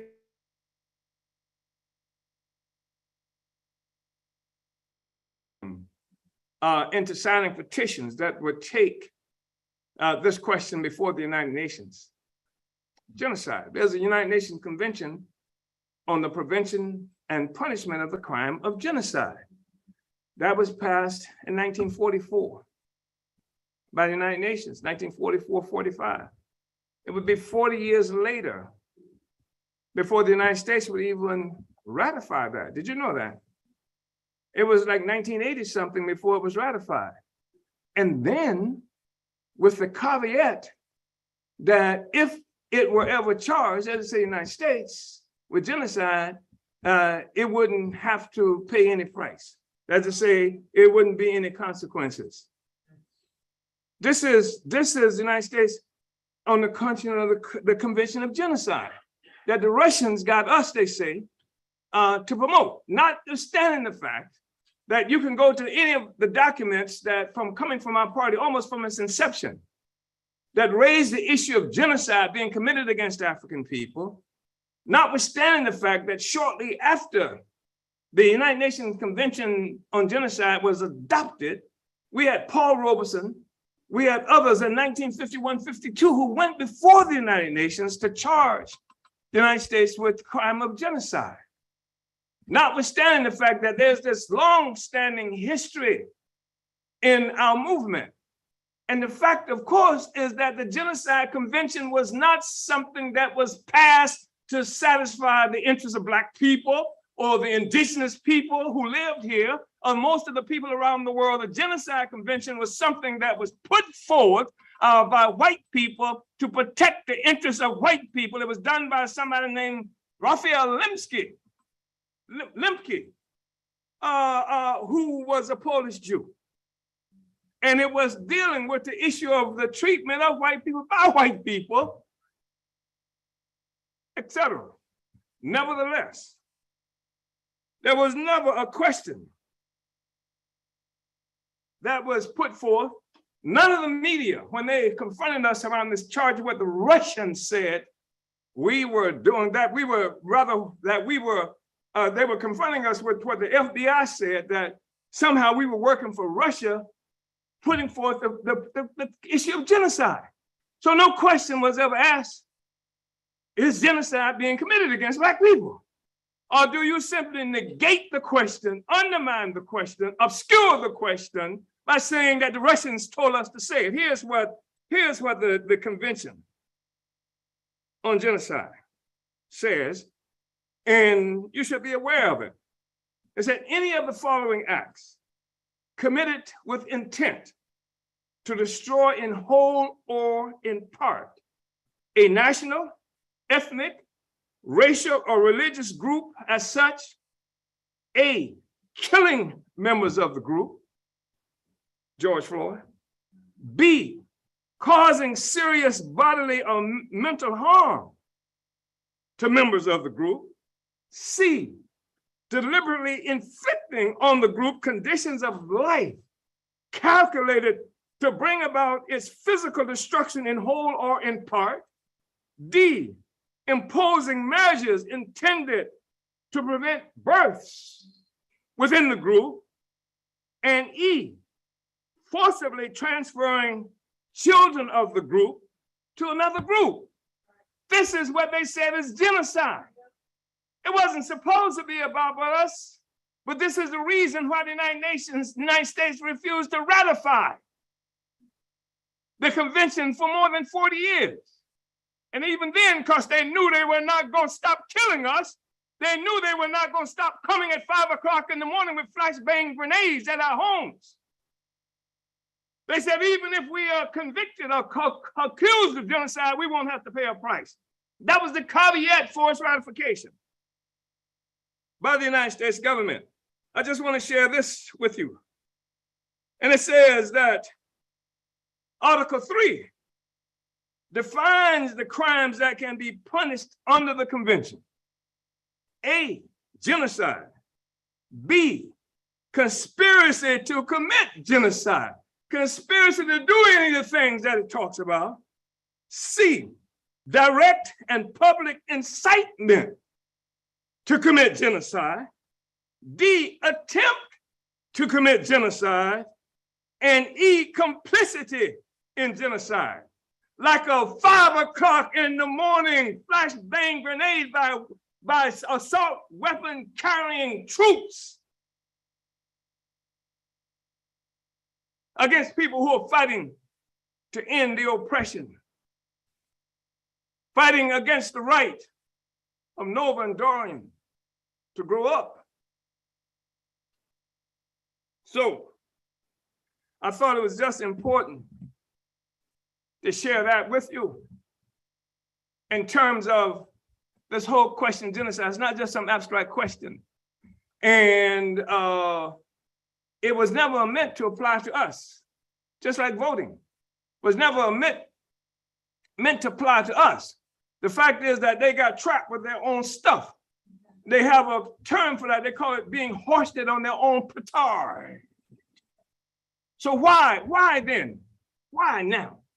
Somebody said, well, why would they attack you now? Because the profound, deeply hell, contradictions existing in the world. And for the United States, they are domestic contradictions as well as they are contradictions internationally. And you know about the domestic contradiction. They've been able to live with the domestic contradictions for a long time, more or less. Contradictions, killing Black people, rebellions in the streets and stuff like that. That's part of the whole history of this country. That's been the case since they first kidnapped the first African and brought us here against our will. We were not somebody who hopped on the Mayflower to get here. And ever since they first moved on us, Africans have been fighting. Never been a time, except the narrative has been obscured. So those who fight, those who resist have been characterized as criminal and terrorists and things like that. And those who are like Obama and those who are like John Muhammad right here have been held up as ideal. And because they control the narrative, they control the press, they control how people understand the world, even we sometimes understand ourselves as being the criminal. I just remember sometime how I used to find myself in situations as a young person in the company of white people and wanted to make sure that I didn't do anything or act in a way that would have them to think that I was going to do something bad to them. Because that's the narrative that's out there. And of course, my life relies on my ability to convey to the white people all the time that I was harmless. That's the reality. That's a muted, that's a distorted kind of reality that human beings have been trapped with. But we're taking that on. So I'm gonna go ahead and move expeditiously because there's somebody in this room, probably close to me right now, with this horrible weapon with time on it.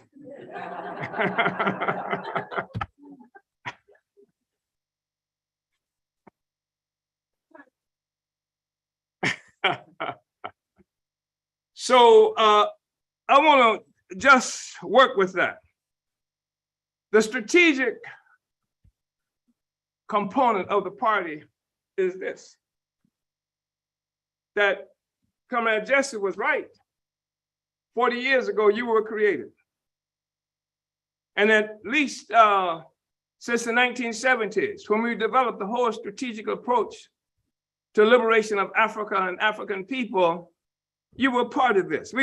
This was a front that we organized, critically significant. We've done this in various ways. There are various iterations of this front.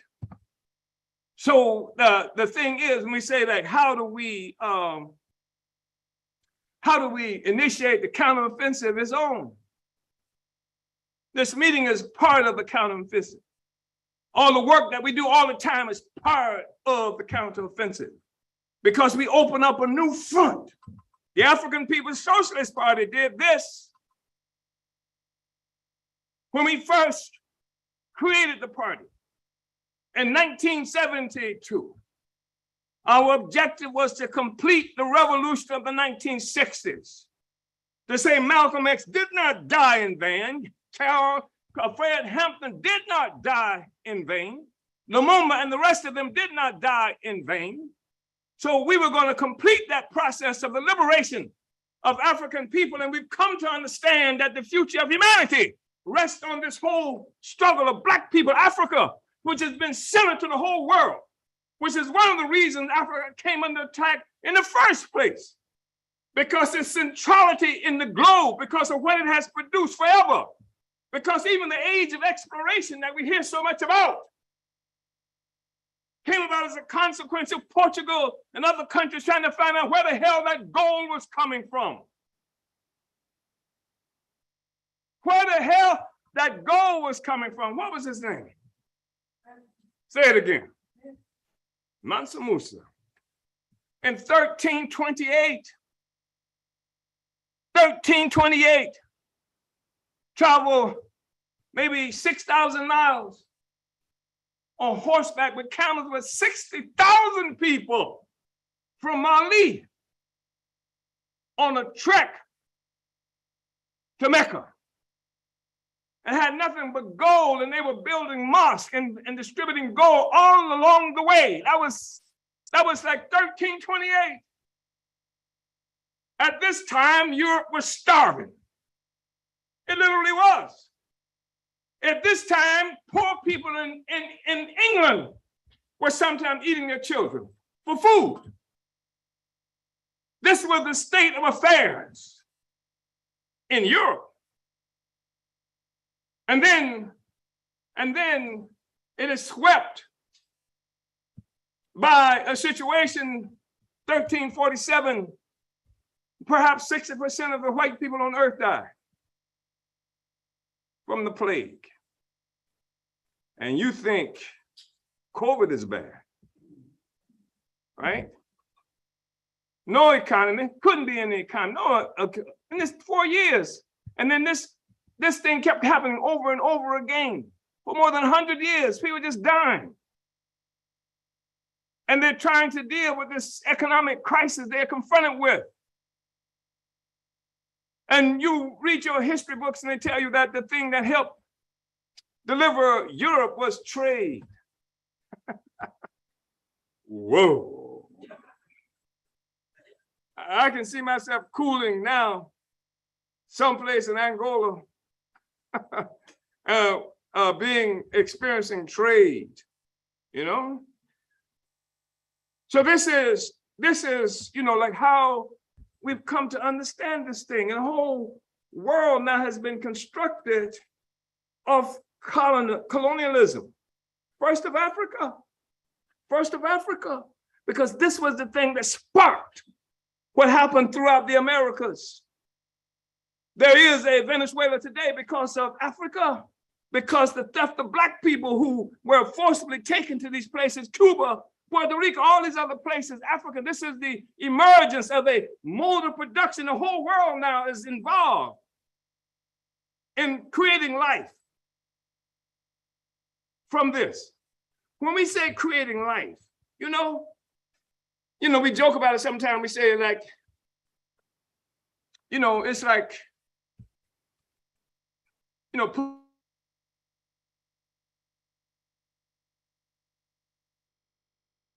text and say, come on over, right? And this becomes a part of the way my time keep. If I can keep you laughing.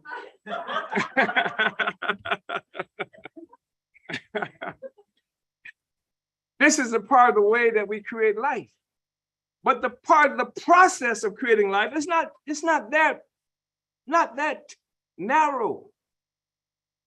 It is the love song. It's a part of creating life. It's the poetry. It's the things that we do in life. All of this is a part of that process because, as you know, that this whole issue, motive force in all human society is the production of life. If you ain't got life, you ain't got a damn thing. All right? You ain't got no white supremacy, as people like to refer to it. You ain't got nothing. You have to be alive to have any of that. And the problem is that some people, some groups, discovered that the way they would live is through taking from the rest of us. And systems were born of that. And birthday parties rely on this relationship. And weddings rely on this relationship. And where we come to understand the world rely on this relationship. In fact, the ideological aspect of life stems from this mode of production. But the mode of production is in severe crisis now. And you see it every day, but you must understand that's what you're looking at. It's a system based on parasitism in dire crisis. And it's doing everything it can in addition to killing people around the world and making 5 a.m. raids in the morning in St. Louis. It's doing everything it can to understand, to explain this world. That's why there's so much confusion. None of the definitions that used to work, they don't work no more. Ain't that right? That's why people are no longer he and she, they're they and we, and all kinds of things. None of that shit works anymore. None of those definitions that flow from this colonial construct, this world that was built of colonial slavery. So people are engaged in trying to understand and define the word. African internationalism understands it. It says, here's the basis for, here's what has to be done to deal with it. Here's how human beings can take control of the narrative ourselves. We begin to produce life for ourselves. We begin to allow white people to enter into a normal relationship with the rest of humanity. Instead of living off everybody else, you take your chances with everybody else. You understand that Che Guevara was absolutely correct, that solidarity is not a matter of well-wishing, it's about sharing the same fate, whether in victory or in death. That's what it's about. That's what it's about. That's what it's about. So, but the FBI, the federal government, don't want us to understand that. So first of all, they don't come to our press conference. Unless they think we've come to confess to something. Right? And they create this place all kinds of limitations on our ability to speak to each other and to speak to the world. That's what they do. I want to quickly, what I'm looking at? Oh, I got 10 minutes. Okay, I'm gonna milk this for everything I can get. Let me just say a couple of other things, because we should be clear. I mean, everybody in this room is clear. Everybody who's viewing this, with the exception of the FBI and other entities of the colonial state, unites with what's being said now. But what I want to talk about just briefly is that the party, I say that this is a response. Your presence here is a response. My trip to Moscow is a response to our strategy. My trip to Ireland during the time of the so-called Troubles, when the British occupied Ireland like the police occupied North St. Louis here, is part of the strategy.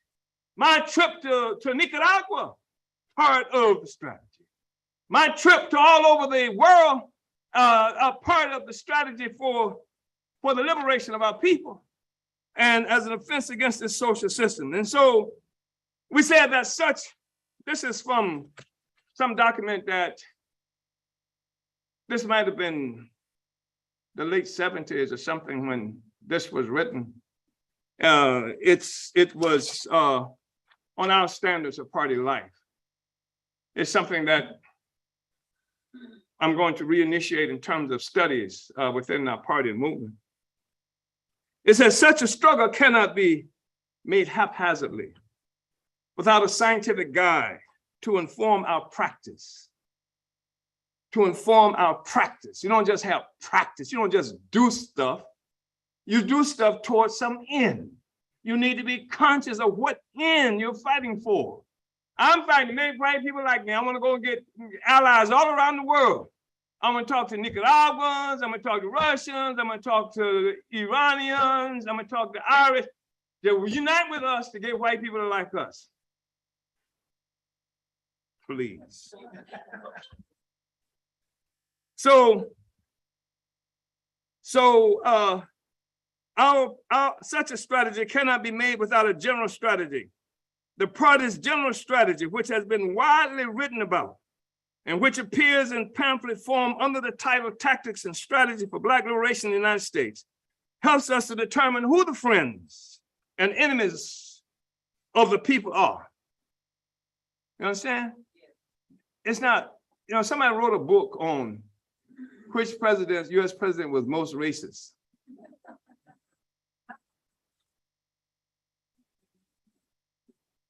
It helps us to determine which forces contribute materially through their own self-motion to the realization of political independence, through their own self-motion. They ain't got to be somebody we know, right? They ain't got to be somebody we've had a meeting with. What forces out there in the world move in a certain way that contributes materially, objectively, to our own liberation,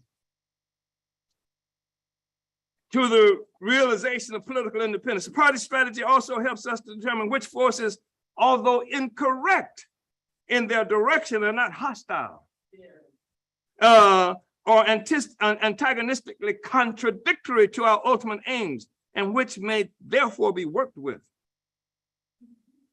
It will also help us to identify those forces who are hostile and which consciously or objectively serve the forces of imperialism and African colonization. It is from our strategy that we receive the general guidance for all party activities and struggles. A casual glance at the elements of the party strategy will show how it serves our general program and how it informs us in the manner described above. The strategy consists of 7 elements, briefly listed here. First, the most important objective should be to win Black people to the position of political independence. That's what we do. That's why we have markets. That's why we help the people to understand that you can stand on your own feet and be free, be independent. Like these narcissistic white nationalist liberals and everybody, they like to call that a separation movement, a separatism, Black separatism. They put white people in the center of everything. It's based on this whole subjective thing. If you don't want to be with white people, it's like, if you ain't with us, you have to be with somebody else. You understand? Y'all heard that before, haven't you? Right. And so, so the people have to be won to a position of independence, because if you're still running around talking about racism, you don't go nowhere. You're like on a treadmill. You can run your ass off, but you don't get nowhere. The scenery never changes. It's boring and you tire out, and you can just do it over and over again. You can raise your children to do it, but you never go generation to generation on the treadmill. You never get anywhere, right? So the objective is not to be on the damn treadmill. So if the masses of Black people are not won over to the position of independence, there will be no independence for Black people. It is as simple and clear as that. Most of the party's campaign have been carried out with this objective in mind. This is from the 70s. That's part of what deputy chair is about. Part of it, only part of it. A second and related strategic objective for winning liberation is to establish leadership of the whole pro-independence, anti-colonial movement. 3, that is to say, win that understanding, as opposed to, look at the NAACP. I know y'all love the NAACP. I know y'all make donations to it all the time, etc. But we preside over something like 50 some odd economic institutions. NAACP that brags about being the largest, most influential organization, longest lasting, doesn't have a single damn economic institution, because it does not presuppose Black people being free and independent. It presupposes that our freedom is somehow hooked up into being connected to Target or to Walmart or something like that. We don't have freedom. We don't have our own markets. We don't have our own capacity, feed, clothe, and house ourselves. This is that philosophy that informs the leaders that they have chosen for us, who constantly complain about a damn food desert. They help to create the desert. They're draining the water from the fertile soil that's here to make sure that it's a desert. You understand? That's what we're about. It's a power desert that we're trying to cure. Another strategic objective for winning independence to guide our work is to win support for the independence position. To win support for this position, where within US borders, within this country, we want people to recognize and unite with the struggle for independence. That's what you do. That's what APSC is doing in 130 cities in this country and 30 some odd states in this city, fighting for that. Another element is the creation of dual or competing or contending governmental power. We assume the power to govern. Every Sunday meeting that we have any place in the world, or whenever those meetings happen, are meetings that should be bringing in masses of African workers to discuss about what the hell is happening to us, how we solve this problem. We become the actual functioning power in the community. You know what I'm talking about, Rage? That's why I saw you walking down the street with my 2 children yesterday, going door to door, helping to win people to this. We become self-governing.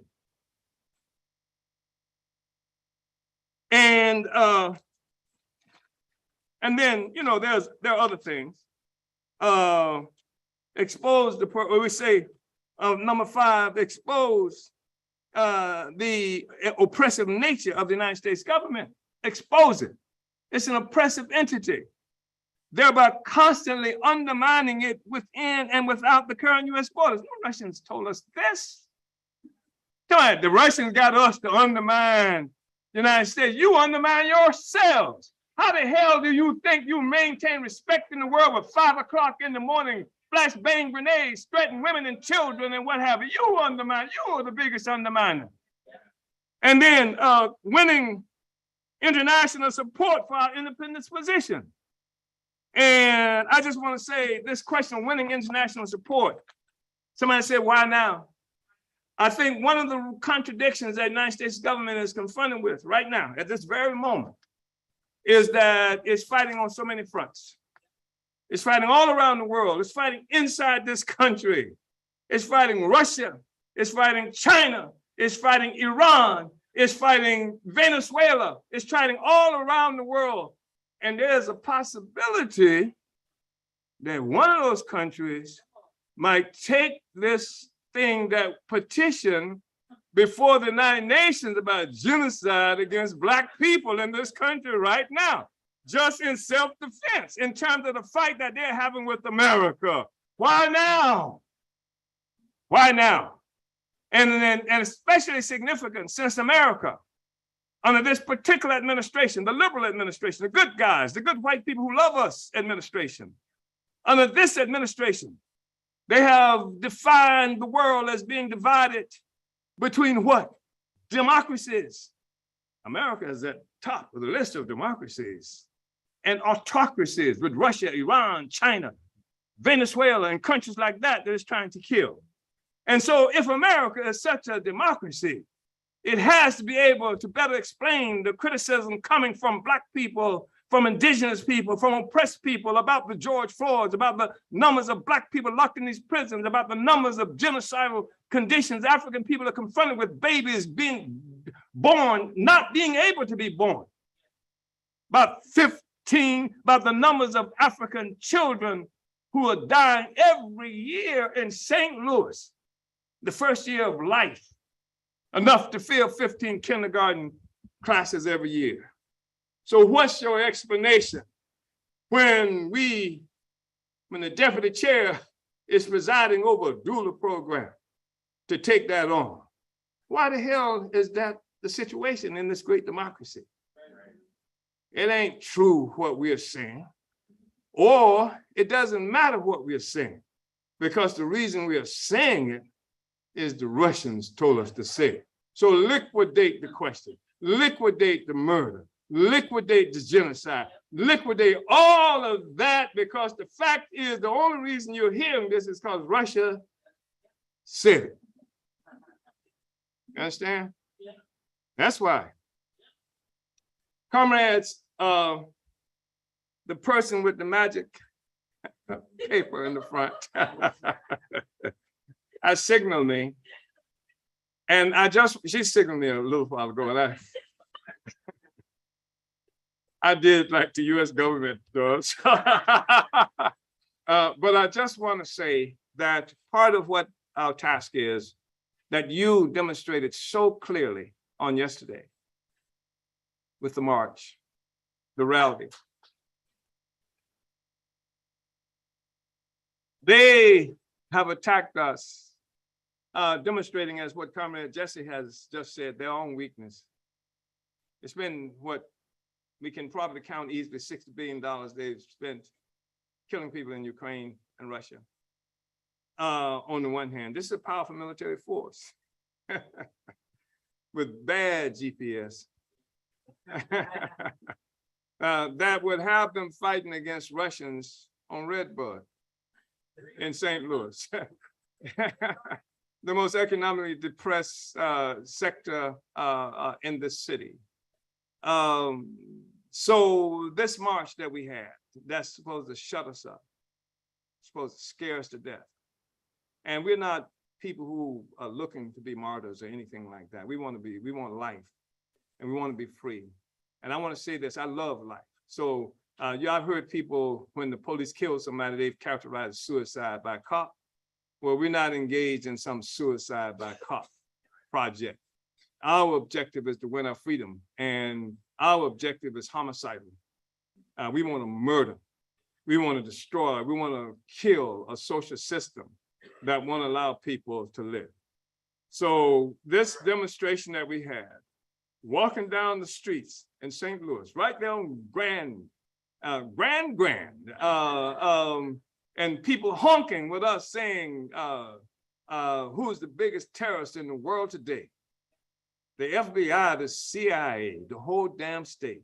For them honking, saying reparations to African people, hands off Uhuru, hands off Africa.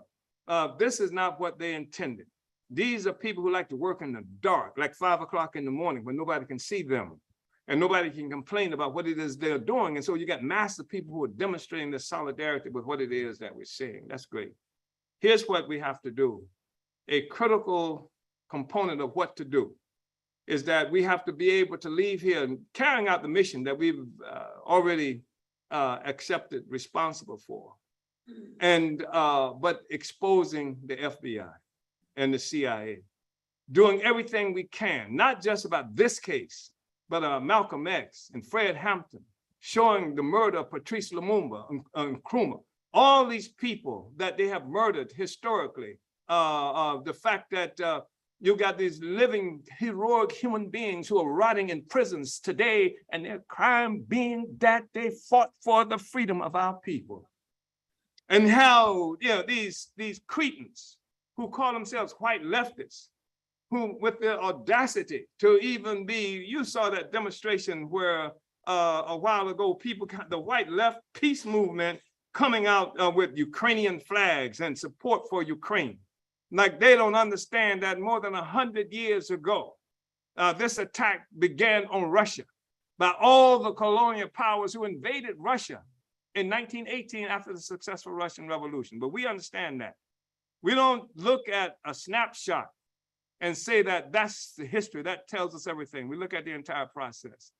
And so let's take this out. Let's expose the FBI. Let's show what they've done to kill people, to murder people, to destroy people who just want to be free. That's all. How the people who are rotting in prisons today are Assad Shakur, like a fugitive in Cuba, who, given an opportunity, they'll kidnap. If they don't kill her, they'll kidnap her and bring her back and have a show trial. Let's expose all of that. Let's make it impossible for them to do anything without everybody in the world recognizing that the basis of their activity is criminal, that the FBI is a criminal entity, the CIA is a criminal entity, and the United States government itself is a criminal entity that holds African people under colonial domination and has done so for the entirety of its existence. Uhuru. Hands off, Uhuru! Hands off, Africa! Hands off, Uhuru! Reparations now, Uhuru.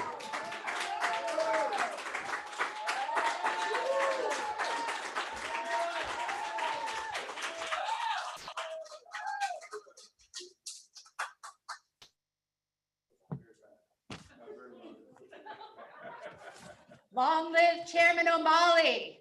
Long live. I hope you're riled up. I hope you're ready to take action, because what I have coming up right now is appeal for reparations, for you to participate in joining the right side of society, on the right side of the question. I'm bringing up Jesse and Liz now. Thank you.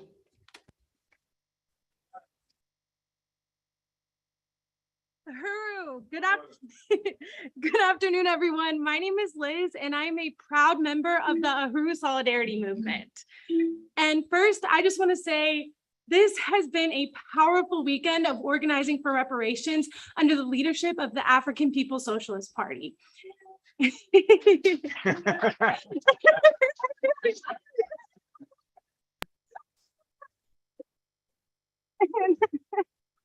I want to salute all of the powerful and impactful presentations that have happened today, including and in particular, Chairman Amalia Shatella. Uhuru. Thank you, Liz. I want to unite with that. I want to salute the brilliant presentation from Chairman Amalia Shatella, as well as Chairwoman Penny Hess. And just that was incredible and very mobilizing. And also want to salute Liz here, who, in addition to having many roles in this conference, also had the task of being the timekeeper, which I'm sure was very difficult during that. Nobody wants to be the timekeeper during a chairman's presentation. But yeah, just really want to salute you and all of your great work. And everything about this weekend has truly driven home the urgency of this moment in history. And as the chairman just said, our task, our mission, our responsibility right now as white people, and I think everyone here is in agreement that the slogan for this era that must be shouted loudly by every white person is hands off.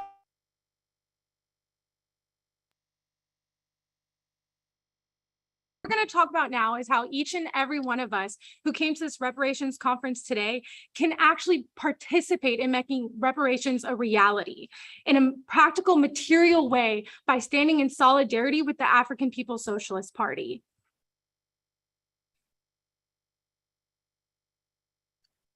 Right on. All right. So what we're going to be talking about is raising resources. And our goal for this weekend is to raise $2,500. And yesterday we raised 1,046 was the total. Correct. Let's round down. Let's say 1,000, because that means we want to raise another $1,500 today. And I believe we can do that. I feel very confident about that. And what we're going to be doing today,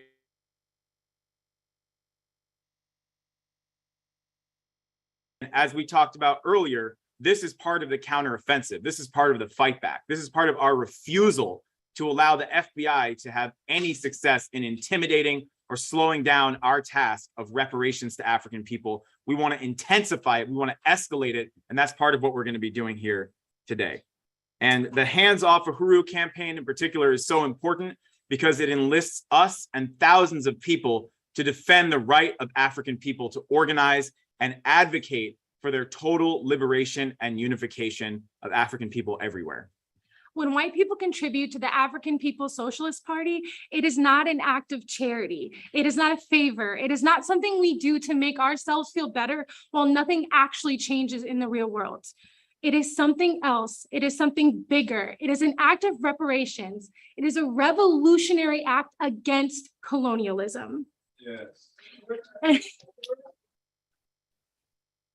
And we know as white people that we are the colonizers, and we have profited off of this social system for hundreds of years and continue to do so to this day.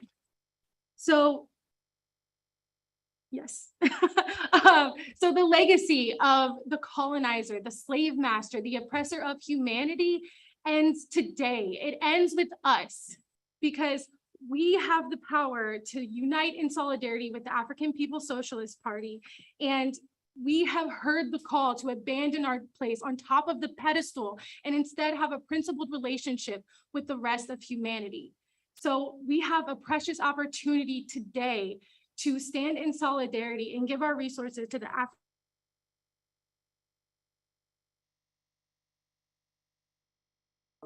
African.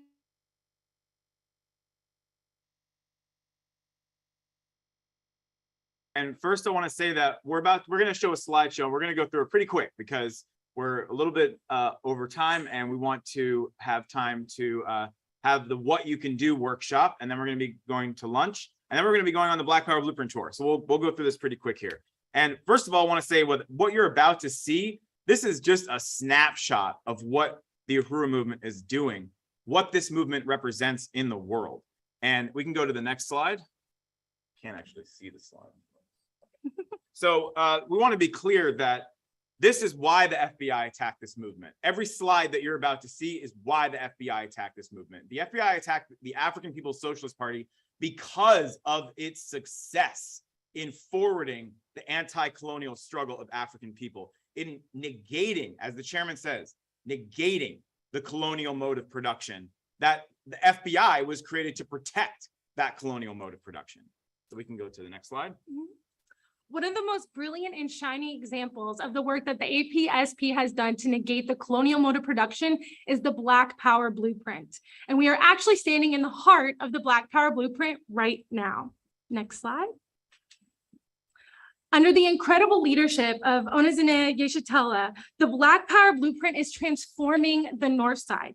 It is building political and economic power to the African working class. And we are actually going to have the honor to tour the Black Power Blueprint a little bit later this afternoon. Next slide. One of the many programs of the Black Power Blueprint is the campaign to build the Uhuru Wakulia, or Freedom to Nurture African Women's Health Center, building genuine anti-colonial solutions to end the genocidal disparities faced by African women, children, and families. And on the next slide, and connected to this campaign, is the African Doula Project. And correct me if I'm wrong, I believe this picture is from July 29th. Okay, so this is July 29th in the Uhuru House. And this is the doula training that was happening here. So it's very powerful. We can go to the next slide. The Doula Project is an expression of the APSP's work for African women liberation, as proven by the creation of the African National Women's Organization. Next slide. All over the world, the African People's Socialist Party is fighting for sustainable development and self-reliance for African communities. And this is some of the work being done by an organization the party created called the All African People's Development and Empowerment Project. Next slide. Through the International People's Democratic Uhuru Movement, the APSP is fighting to defend the democratic rights of African people and wage struggles against the police violence and the colonial terror.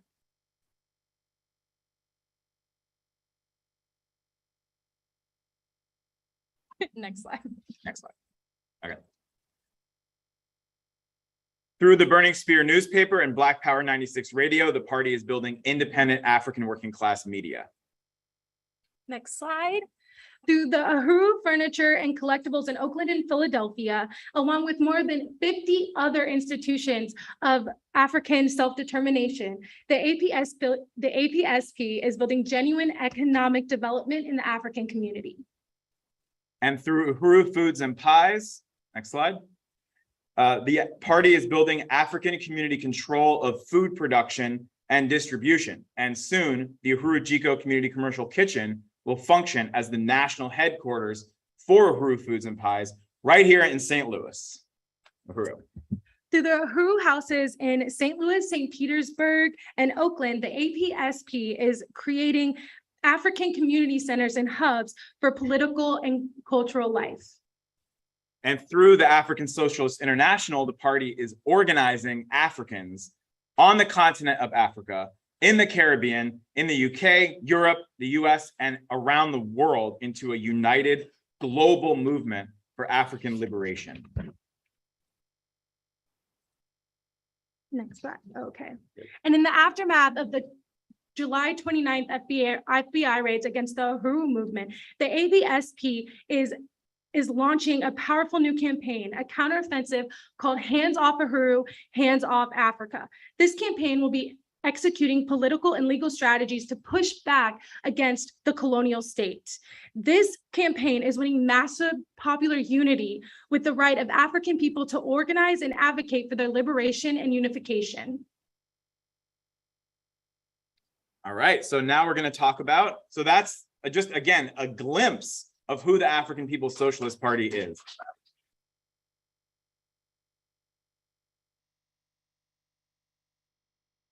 And here's what we can do. Each of us can participate in this magnificent revolutionary project by joining and by donating through the Uhuru Solidarity Movement. Let's make reparations a reality. Our goal today is $2,500, and I personally believe that we can do this. Uhuru, definitely. So as I mentioned earlier, so we raised $1,000 yesterday, approximately. So we're going to raise another $1,500 today. And if we can go even way beyond that, let's do it. And we want to also shout out everybody who's joining us online.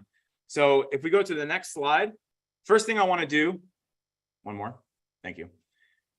One more, sorry.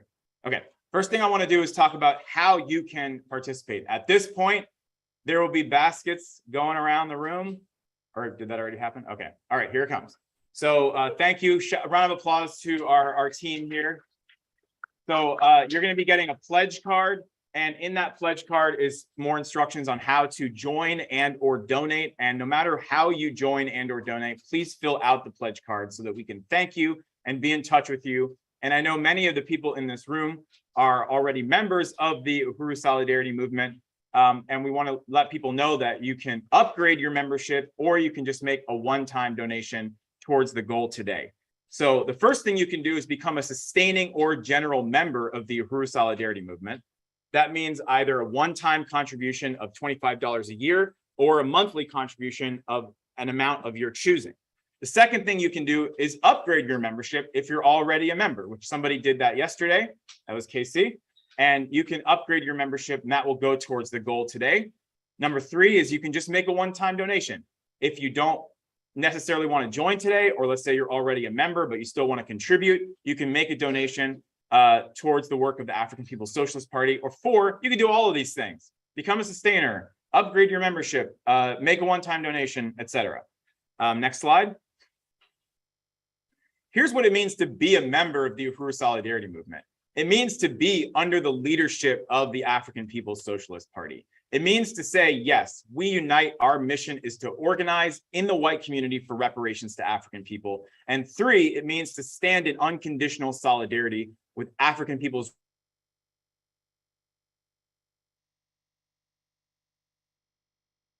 So if that resonates with you and you're not already a member,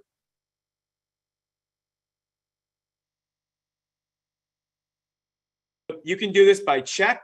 You can make your check out to Uhuru, U-H-U-R-U. You can do it by card. If you go to our table, Bree, raise your hand. Thank you, Bree.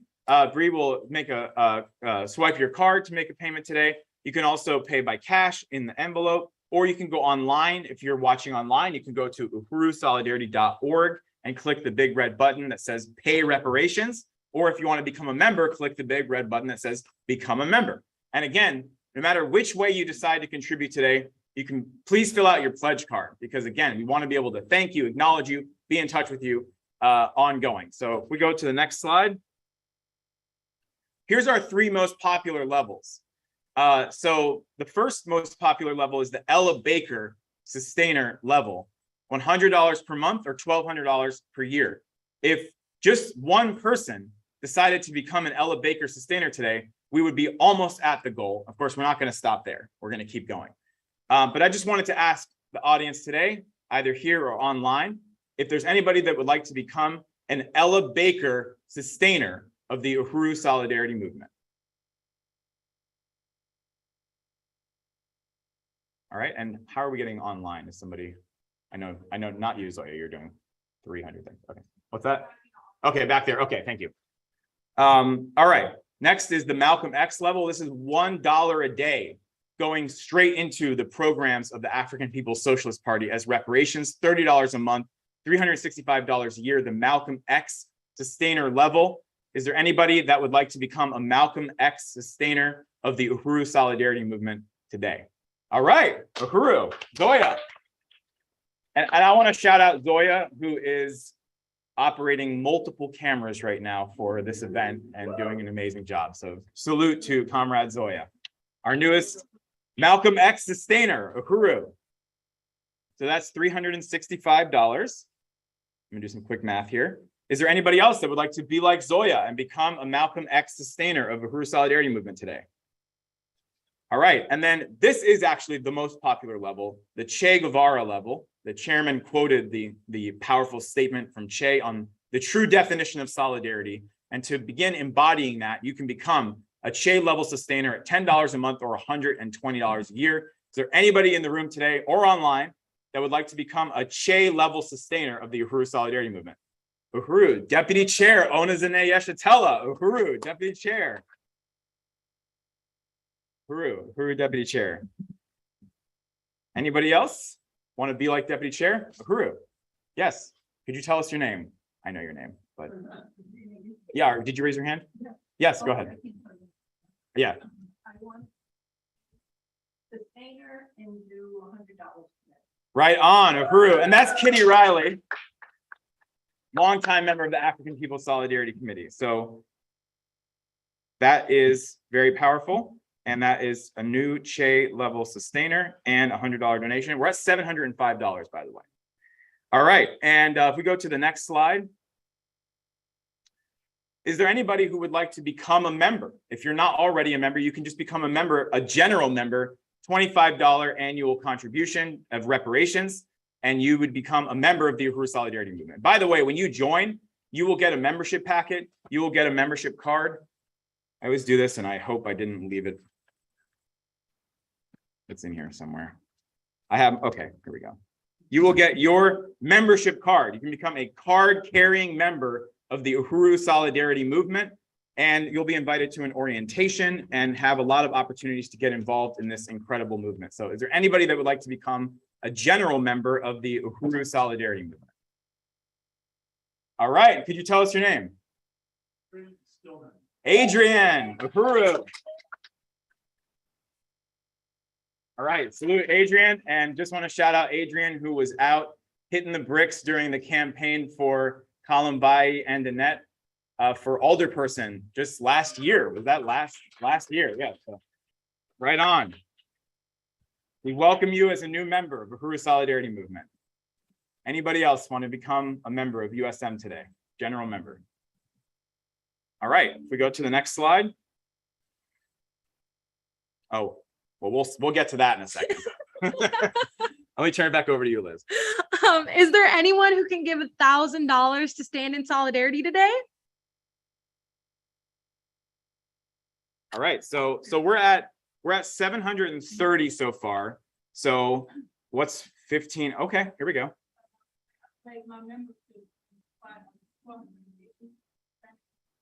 Wow. All right. Uhuru Angelica. Uhuru. That is powerful. So I just want to salute Angelica, who is a powerful member of the Uhuru Solidarity Movement and has done a lot of incredible work to win support for the Uhuru movement from many different sectors. So just really want to salute you, appreciate you. And just to see if I can do my math here. So you said you're becoming a Fannie Lou Hamer sustainer at 400.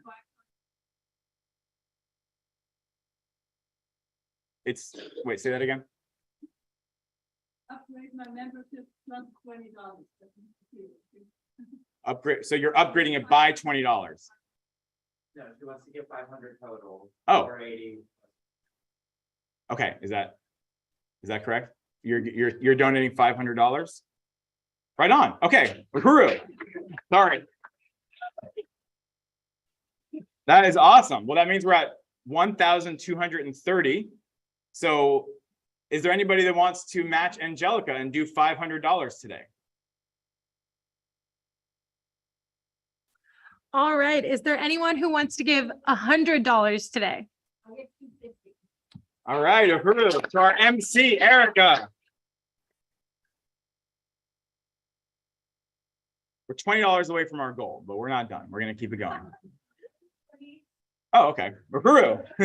We just met our goal, but we're not done. Can you tell us your name? KC, Uhuru, $20. All right, and your name? Tyler, Uhuru Tyler.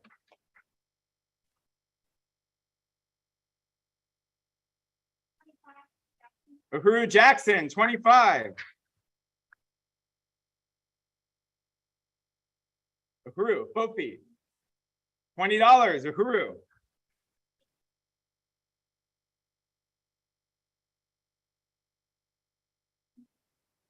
All right, Uhuru Chairwoman Penny Hess, $50.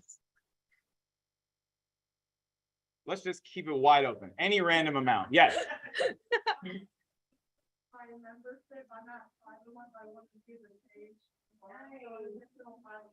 Right on. Uhuru, Alec, Uhuru.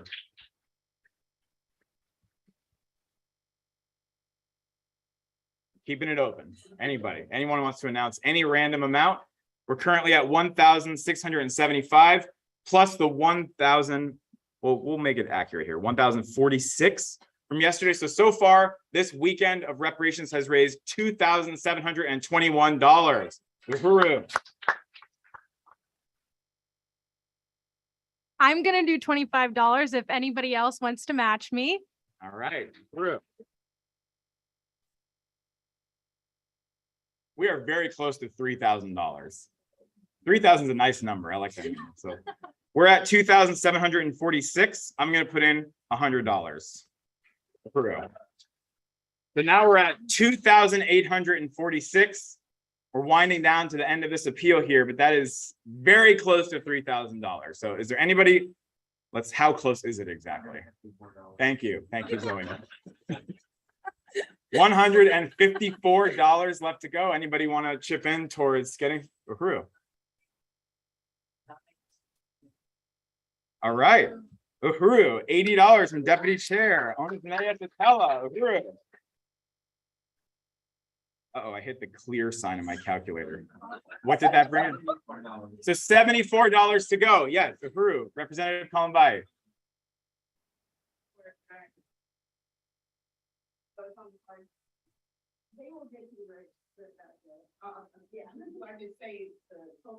Sure, yeah, the total.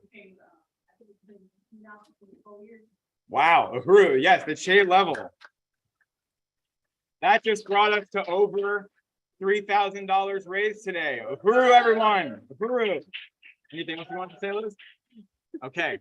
Well, I just want to thank you, Liz, and I want to thank all of you and salute this incredible conference and the stand of reparations and solidarity and say unity through reparations. Uhuru.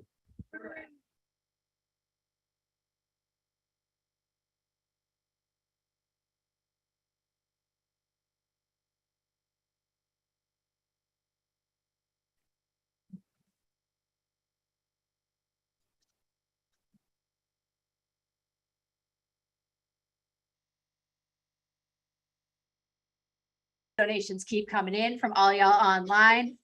People in the room, you didn't want to stand up and shout, and give your donations at the table in the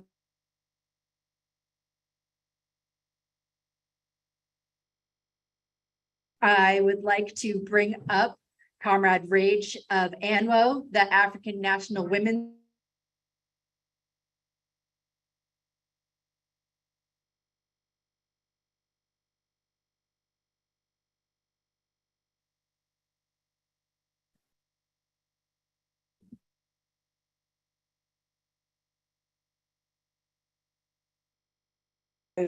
I used it a lot yesterday. As I said, I'm Rage. I'm the Midwest Regional Representative of the African National Women's Organization. And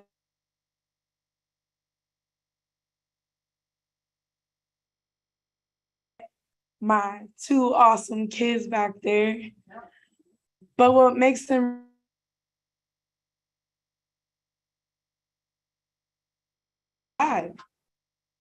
it's pretty incredible that my kids even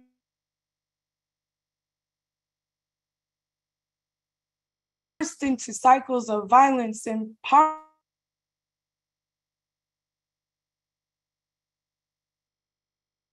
Go through our day-to-day lives. Every choice that we make is under duress. Every choice that we make, there is a gun to our head.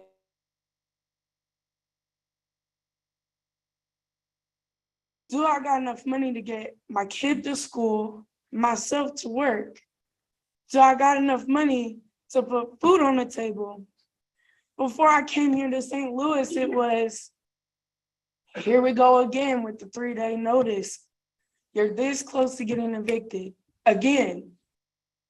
These are the contradictions that I face on a day-to-day basis, that many African women and femmes face on a day-to-day basis.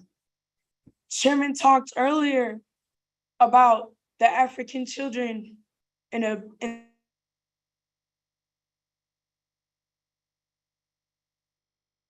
conditions are the same here.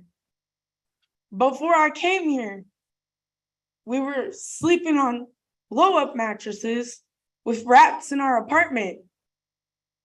And I had to pay.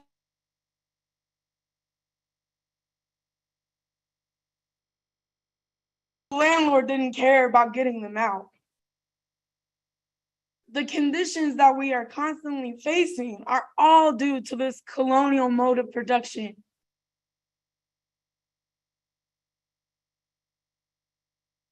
The sweat and tears of every African person, but especially African women and femmes. Because there is no life on this planet without us. None at all. Everything that you have came from African women. Everything that exists on this planet comes from African women. That's why I'm a part of the African National Women's Organization. Because I understand that the conditions that I'm facing every single day are not my fault. That getting a college degree ain't gonna change it. That getting a better job ain't gonna change it. There is no equity, there is no equality in a system that is designed to leach the blood, sweat, and tears of African people. It doesn't matter how far up I climb on the ladder. I don't want to be at the top of it because that means that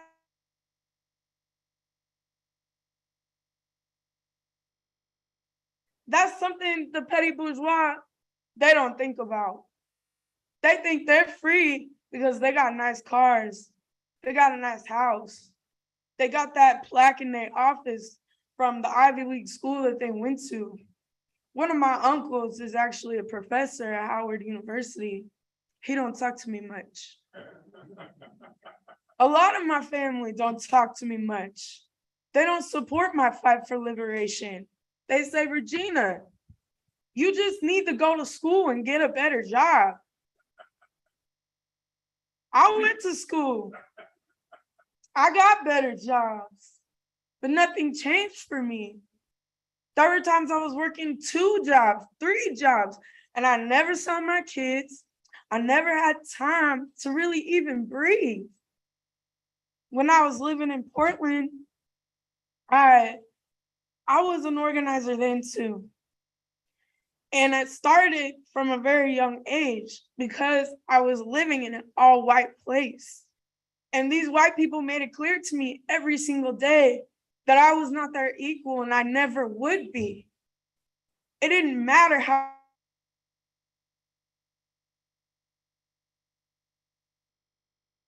or quietly I spoke. I was just the source of their prosperity. And that's all we'll ever be under this system. They need us. Yeah.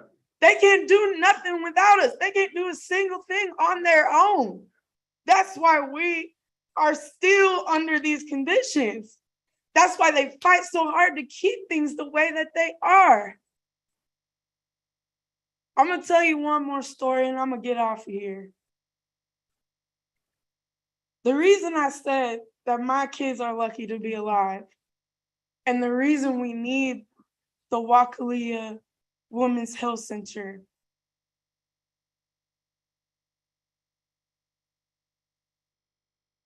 I almost died. Both times, my kids almost didn't get to be here. But with Nova especially, they told me I was finna have twins.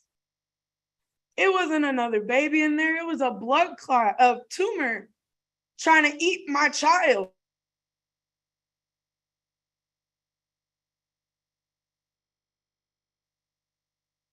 When she was about, when they were about 1.5.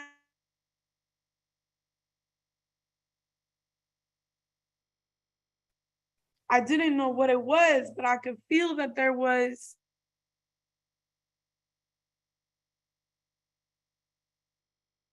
get checked out, they say you need to go to the hospital immediately. Well, for something so immediate, we sat in the waiting room for hours and hours. When we finally get back there, we waited for more hours. After what seemed like an entire day, we finally got a scan.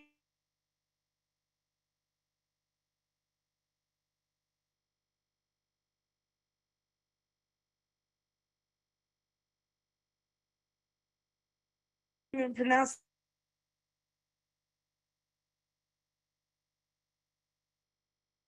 all the technology in the world.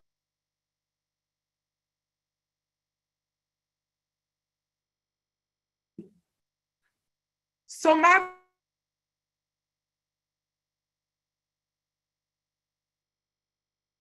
I guess grace to God that they gave us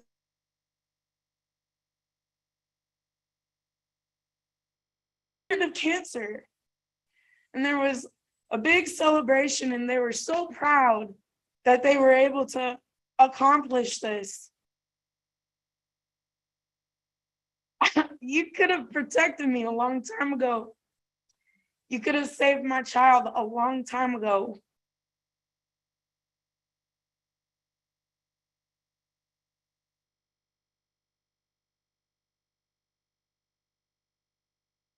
I hear that a lot, how they enjoy that experience. I've always had to work while I was pregnant with my kids. 2 jobs sometimes. Putting my baby at risk just to make enough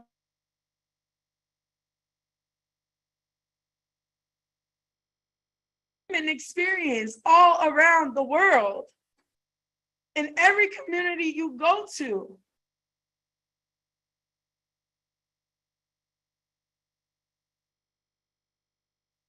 And it doesn't matter where you go, it's the same.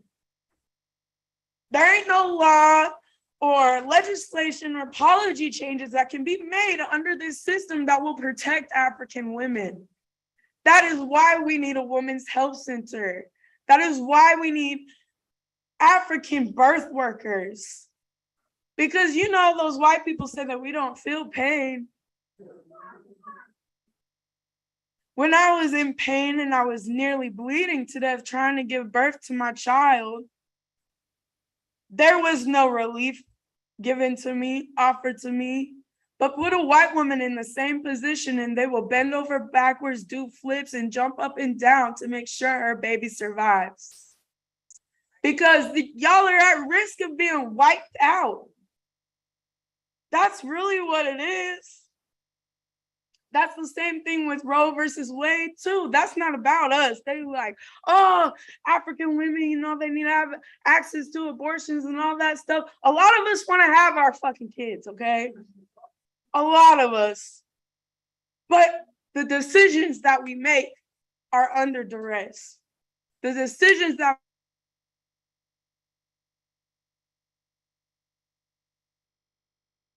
to this health center to do it now. And if you did, dig deeper, because I know you got it. I know you got it. And everything you have came from me, Uhuru.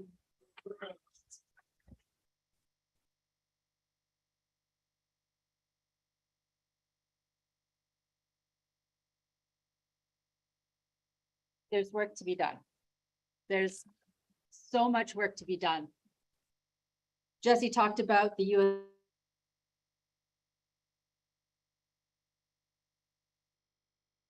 in the white community, to organize white people, to stand in solidarity with African and with Indigenous liberation. We're asked to give materials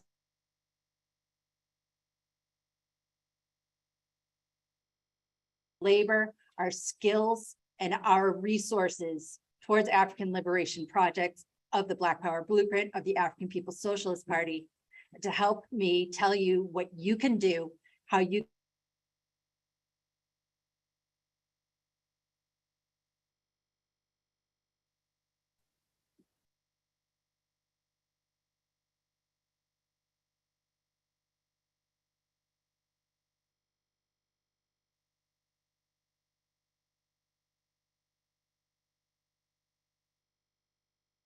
appreciate.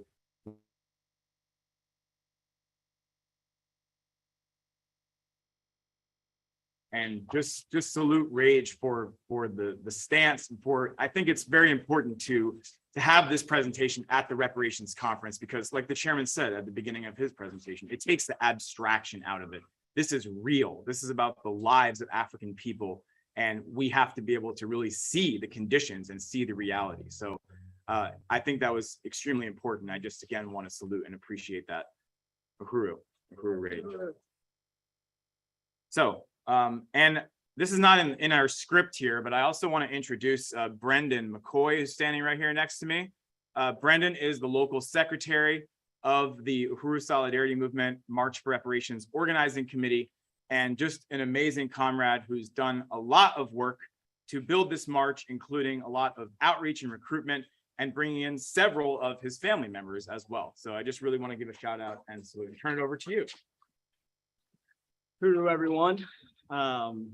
Just want to say that it's been an amazing conference so far, and personally for me, it's a huge honor to even be here and to have been a part of this and to help out.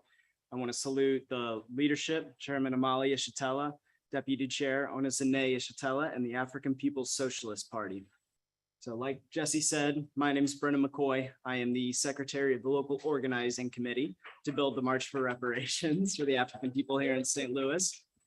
So in this section of the program, we're going to talk about how everyone here can get involved here in St. Louis or wherever you might be online in building this movement for reparations and supporting the Hands Off Uhuru, Hands Off Africa campaign.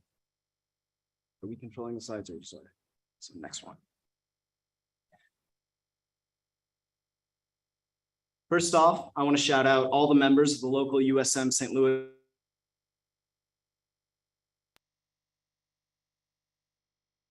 Amanda, Chairwoman Penny Hess, Kitty Riley, our budget coordinator Zoya, logistics coordinator Hallie, outreach coordinator Len, drops coordinator Alex, social media coordinator Liz, posturing coordinator KC,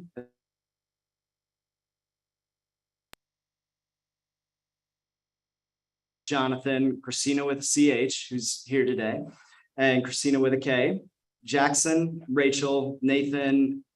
Sorry to anybody whose name we didn't get. Also want to shout out everybody from across the United States and everywhere. Ali in Oakland, Diane in Gainesville, Erica from Oakland, who is our MC today and doing a great job.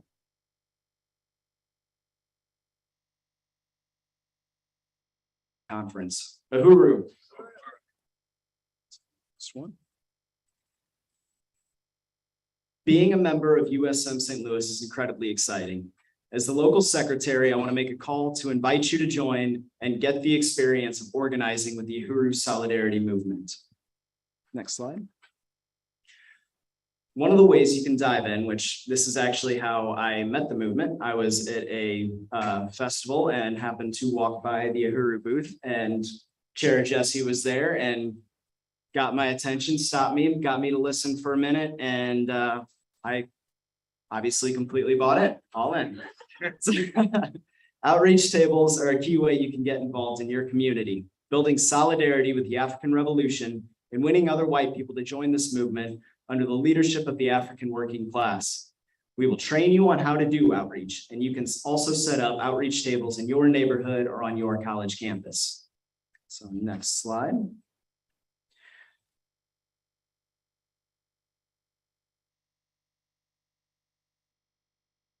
Thousands of flyers out, and for this March, we got almost 8,000 flyers dropped. So dropping them on people's doors surrounding the Uhuru Solidarity Center. We want to thank Alex for the great coordinating work.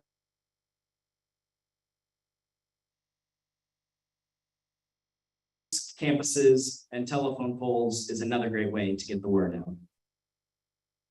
Next slide. USM also offers an ongoing curriculum of political education. We study the theory of African internationalism, including the books and writings of Chairman Amali Yeshitela, as well as studying Overturning the Culture of Violence by Penny Hess. The Solidarity Movement has a podcast called White Lies Shattered, and joining these studies, listening to the podcast, reading the books, and even helping to produce the podcast are all ways you can jump in and get involved. Thank you. I want to salute Zoya, who coordinated a film series at the Uhuru Solidarity Center that featured several films such as Eyes on the Prize, the FBI's War on Black America, the murder of Fred Hampton, that exposed the history of counterinsurgency against the African Revolution by the FBI and other agencies of U.S. government colonial state repression. We plan to host many more weekly events at the Uhuru Solidarity Center, and joining our local branch is a way you can be a part of building these every week.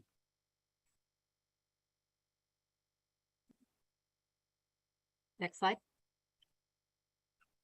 Up one, sorry. Got it. All right. Thank you, Brendan.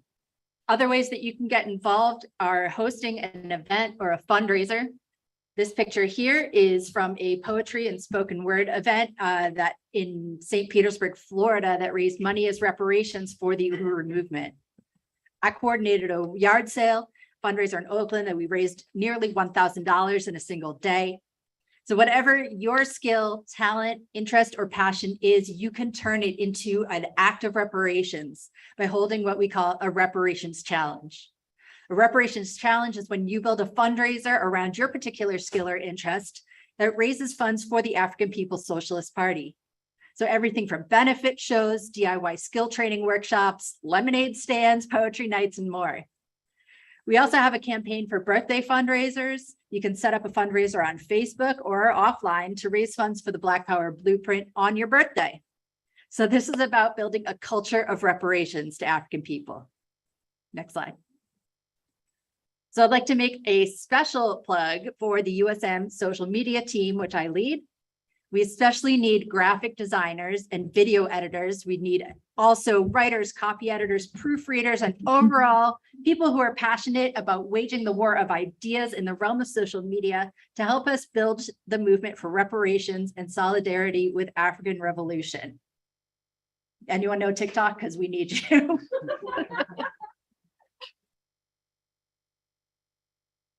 Uhuru. And next slide.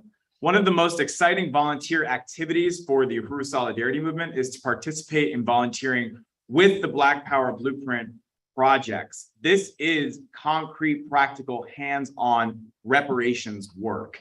And it's an incredible honor to be able to volunteer, not only with the community garden, which is an amazing, the Gary Brooks Black Power Community Garden, which is an amazing opportunity to actually get your hands involved in the work of the Black Power Blueprint. But there are many other projects as well. There are construction projects and the work of the health center and many other things that you can do as part of the Black Power Blueprint projects team. So this needs volunteers constantly, and we will be always letting all of our members know about ways you can be involved in this. And if you're interested, well, Brendan, I'll turn it back over to you. We want to invite everyone to our next local meeting. October 25th will be our next open meeting. Anybody can join. So it's a Tuesday at 6:30 p.m. and it will be at the Uhuru Solidarity Center at 2654 Gravois. So you can also join by Zoom, and we'll send that link out if anybody online wants to join, or if anybody just can't make it and would like to join from home. So. All right, and to close out this section, and I'm going to go through this quick because we are moving into the lunch period, and I want to give a special salute to Tumpe, who is catering, this amazing caterer for our conference today. Very, very appreciative. He's also a vendor at the One Africa, One Nation Farmers Market, where the food that Tumpe provides at that market is so popular that we were like, okay, we know who we need to talk to about catering this conference. So thank you so much, and we're excited for that. And I also wanted to, no, this is wrong. I know it's missing 100. Yeah. So I'm gonna put that away. So before I just got a note, but there's actually several donations that have come in online that I wanted to shout out real quick. One is Lisa Watson, who gave $100. Shout out to Comrade Lisa Watson. $500 from Leah Fifield, Uhuru Leah. Both of those comrades are in Minneapolis, where they just held a day of reparations to African people there not too long ago. Janice Kant in St. Petersburg, Florida, put in $100. Uhuru Janice. Maureen Wagner did $50. Uhuru Maureen. And Paula Lipsy did $25. Uhuru Paula. And I got this note, but I think that, is that like,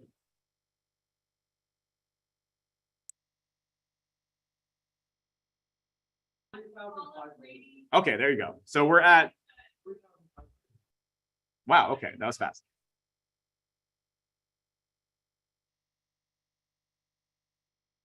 Right, okay, great. So give that a round of applause. That is powerful. All right, so back to our slideshow here. So just want to say a few quick things about other ways you can be involved in the work of the Uhuru Solidarity Movement. You can join the Hands Off Uhuru, Hands Off Africa defense campaign. And truly, if you are part of USM, you are a part of that campaign. All of us are. And one of the things you can do right now is pull out your phone and go to handsoffuhuru.org/petition and sign the petition. We want to win thousands of people to sign this petition showing massive popular support for the demands coming from the campaign for the FBI to end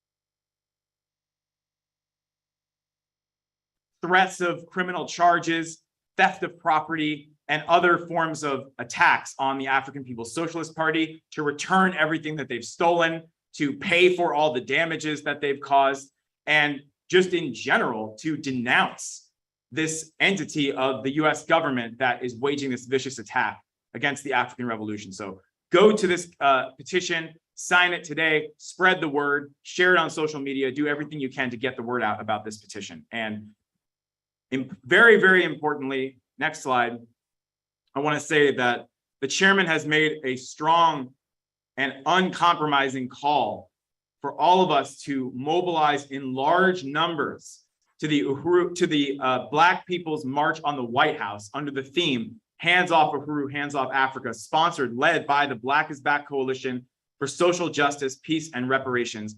And as I said yesterday, this is just months after the federal government made its presence known in the African community at the home of Chairman O'Malley and Deputy Chair. The African Revolution will be making its presence known in Washington, D.C., in front of the White House. So this is very significant. This is extremely important, as the chairman has urged us to understand. This is a key part of the counteroffensive, the fight back that the party is waging. And there is a bus leaving from here in St. Louis. It's $100. This is being organized by the party, and it's $100 to get on the bus.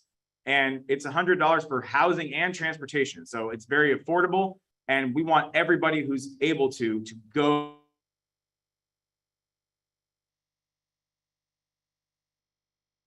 Wow, almost everybody in the room. That's great. Good. Peru.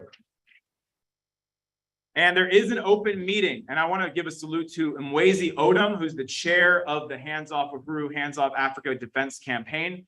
And Mwezi and that committee will be leading an open meeting tomorrow night at 7 p.m. Central. You can go to tinyurl.com/handsoffmeeting to register and get involved and learn what you can do to forward this.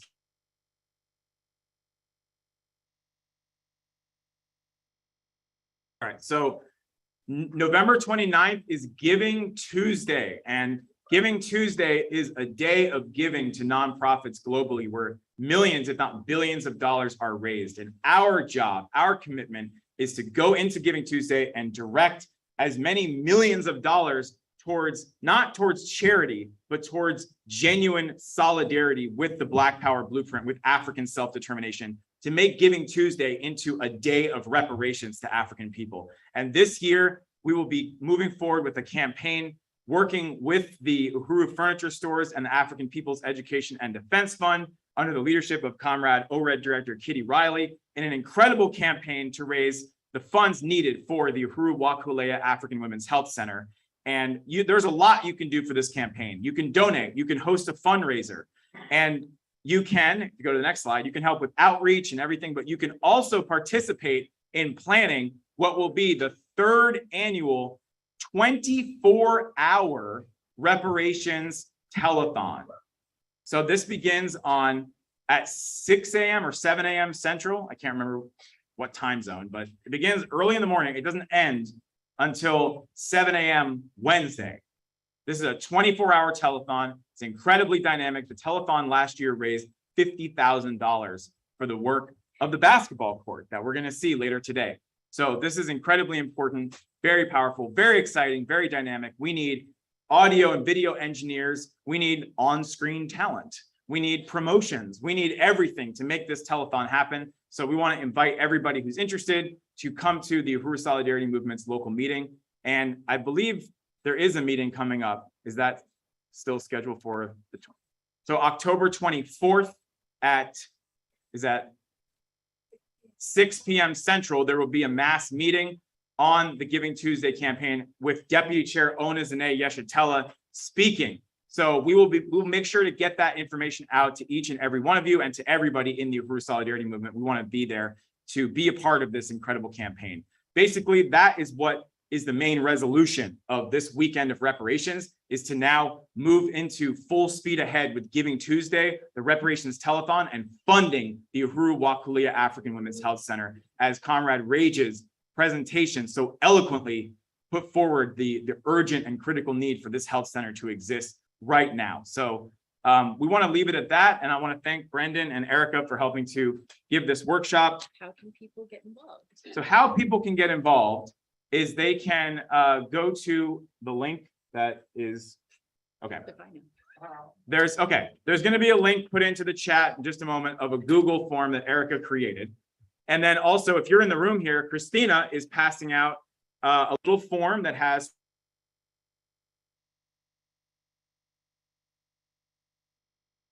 in the social media team, in the Reparations Telethon or Giving Tuesday, or in the Hands Off Uhuru campaign. Feel free to check out all four or something that speaks to you that you really want to be a part of. And we'll be collecting those in just a moment and be in touch with everybody about the next meeting that you should come to get involved in actually building this organization in the upcoming year. So with that, I just want to say the latest note I got says that we've raised $3,465.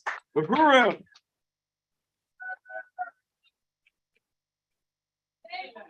Just today. Okay, you know what that means? That means we raised 1,046 plus 3,465. Okay, Slightly over. approximately $4,500, $600. So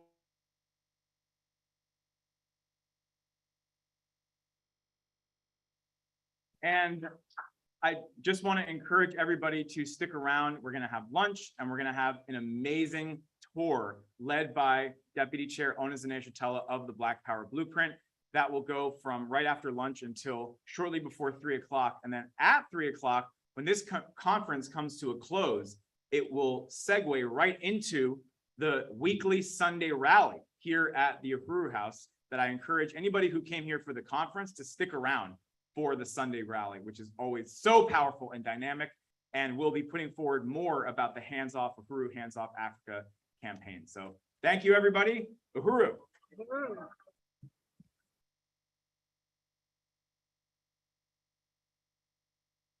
So just before we break, I want to thank everyone for coming out today, for tuning in online. It's been an amazing, inspiring, and incredible day of reparations. Please join us for lunch. And if you do enjoy the lunch, I would encourage you to help that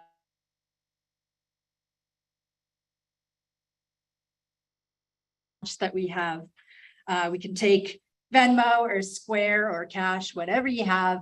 You can see Bree at the sign-in table to give your funds, and let's eat.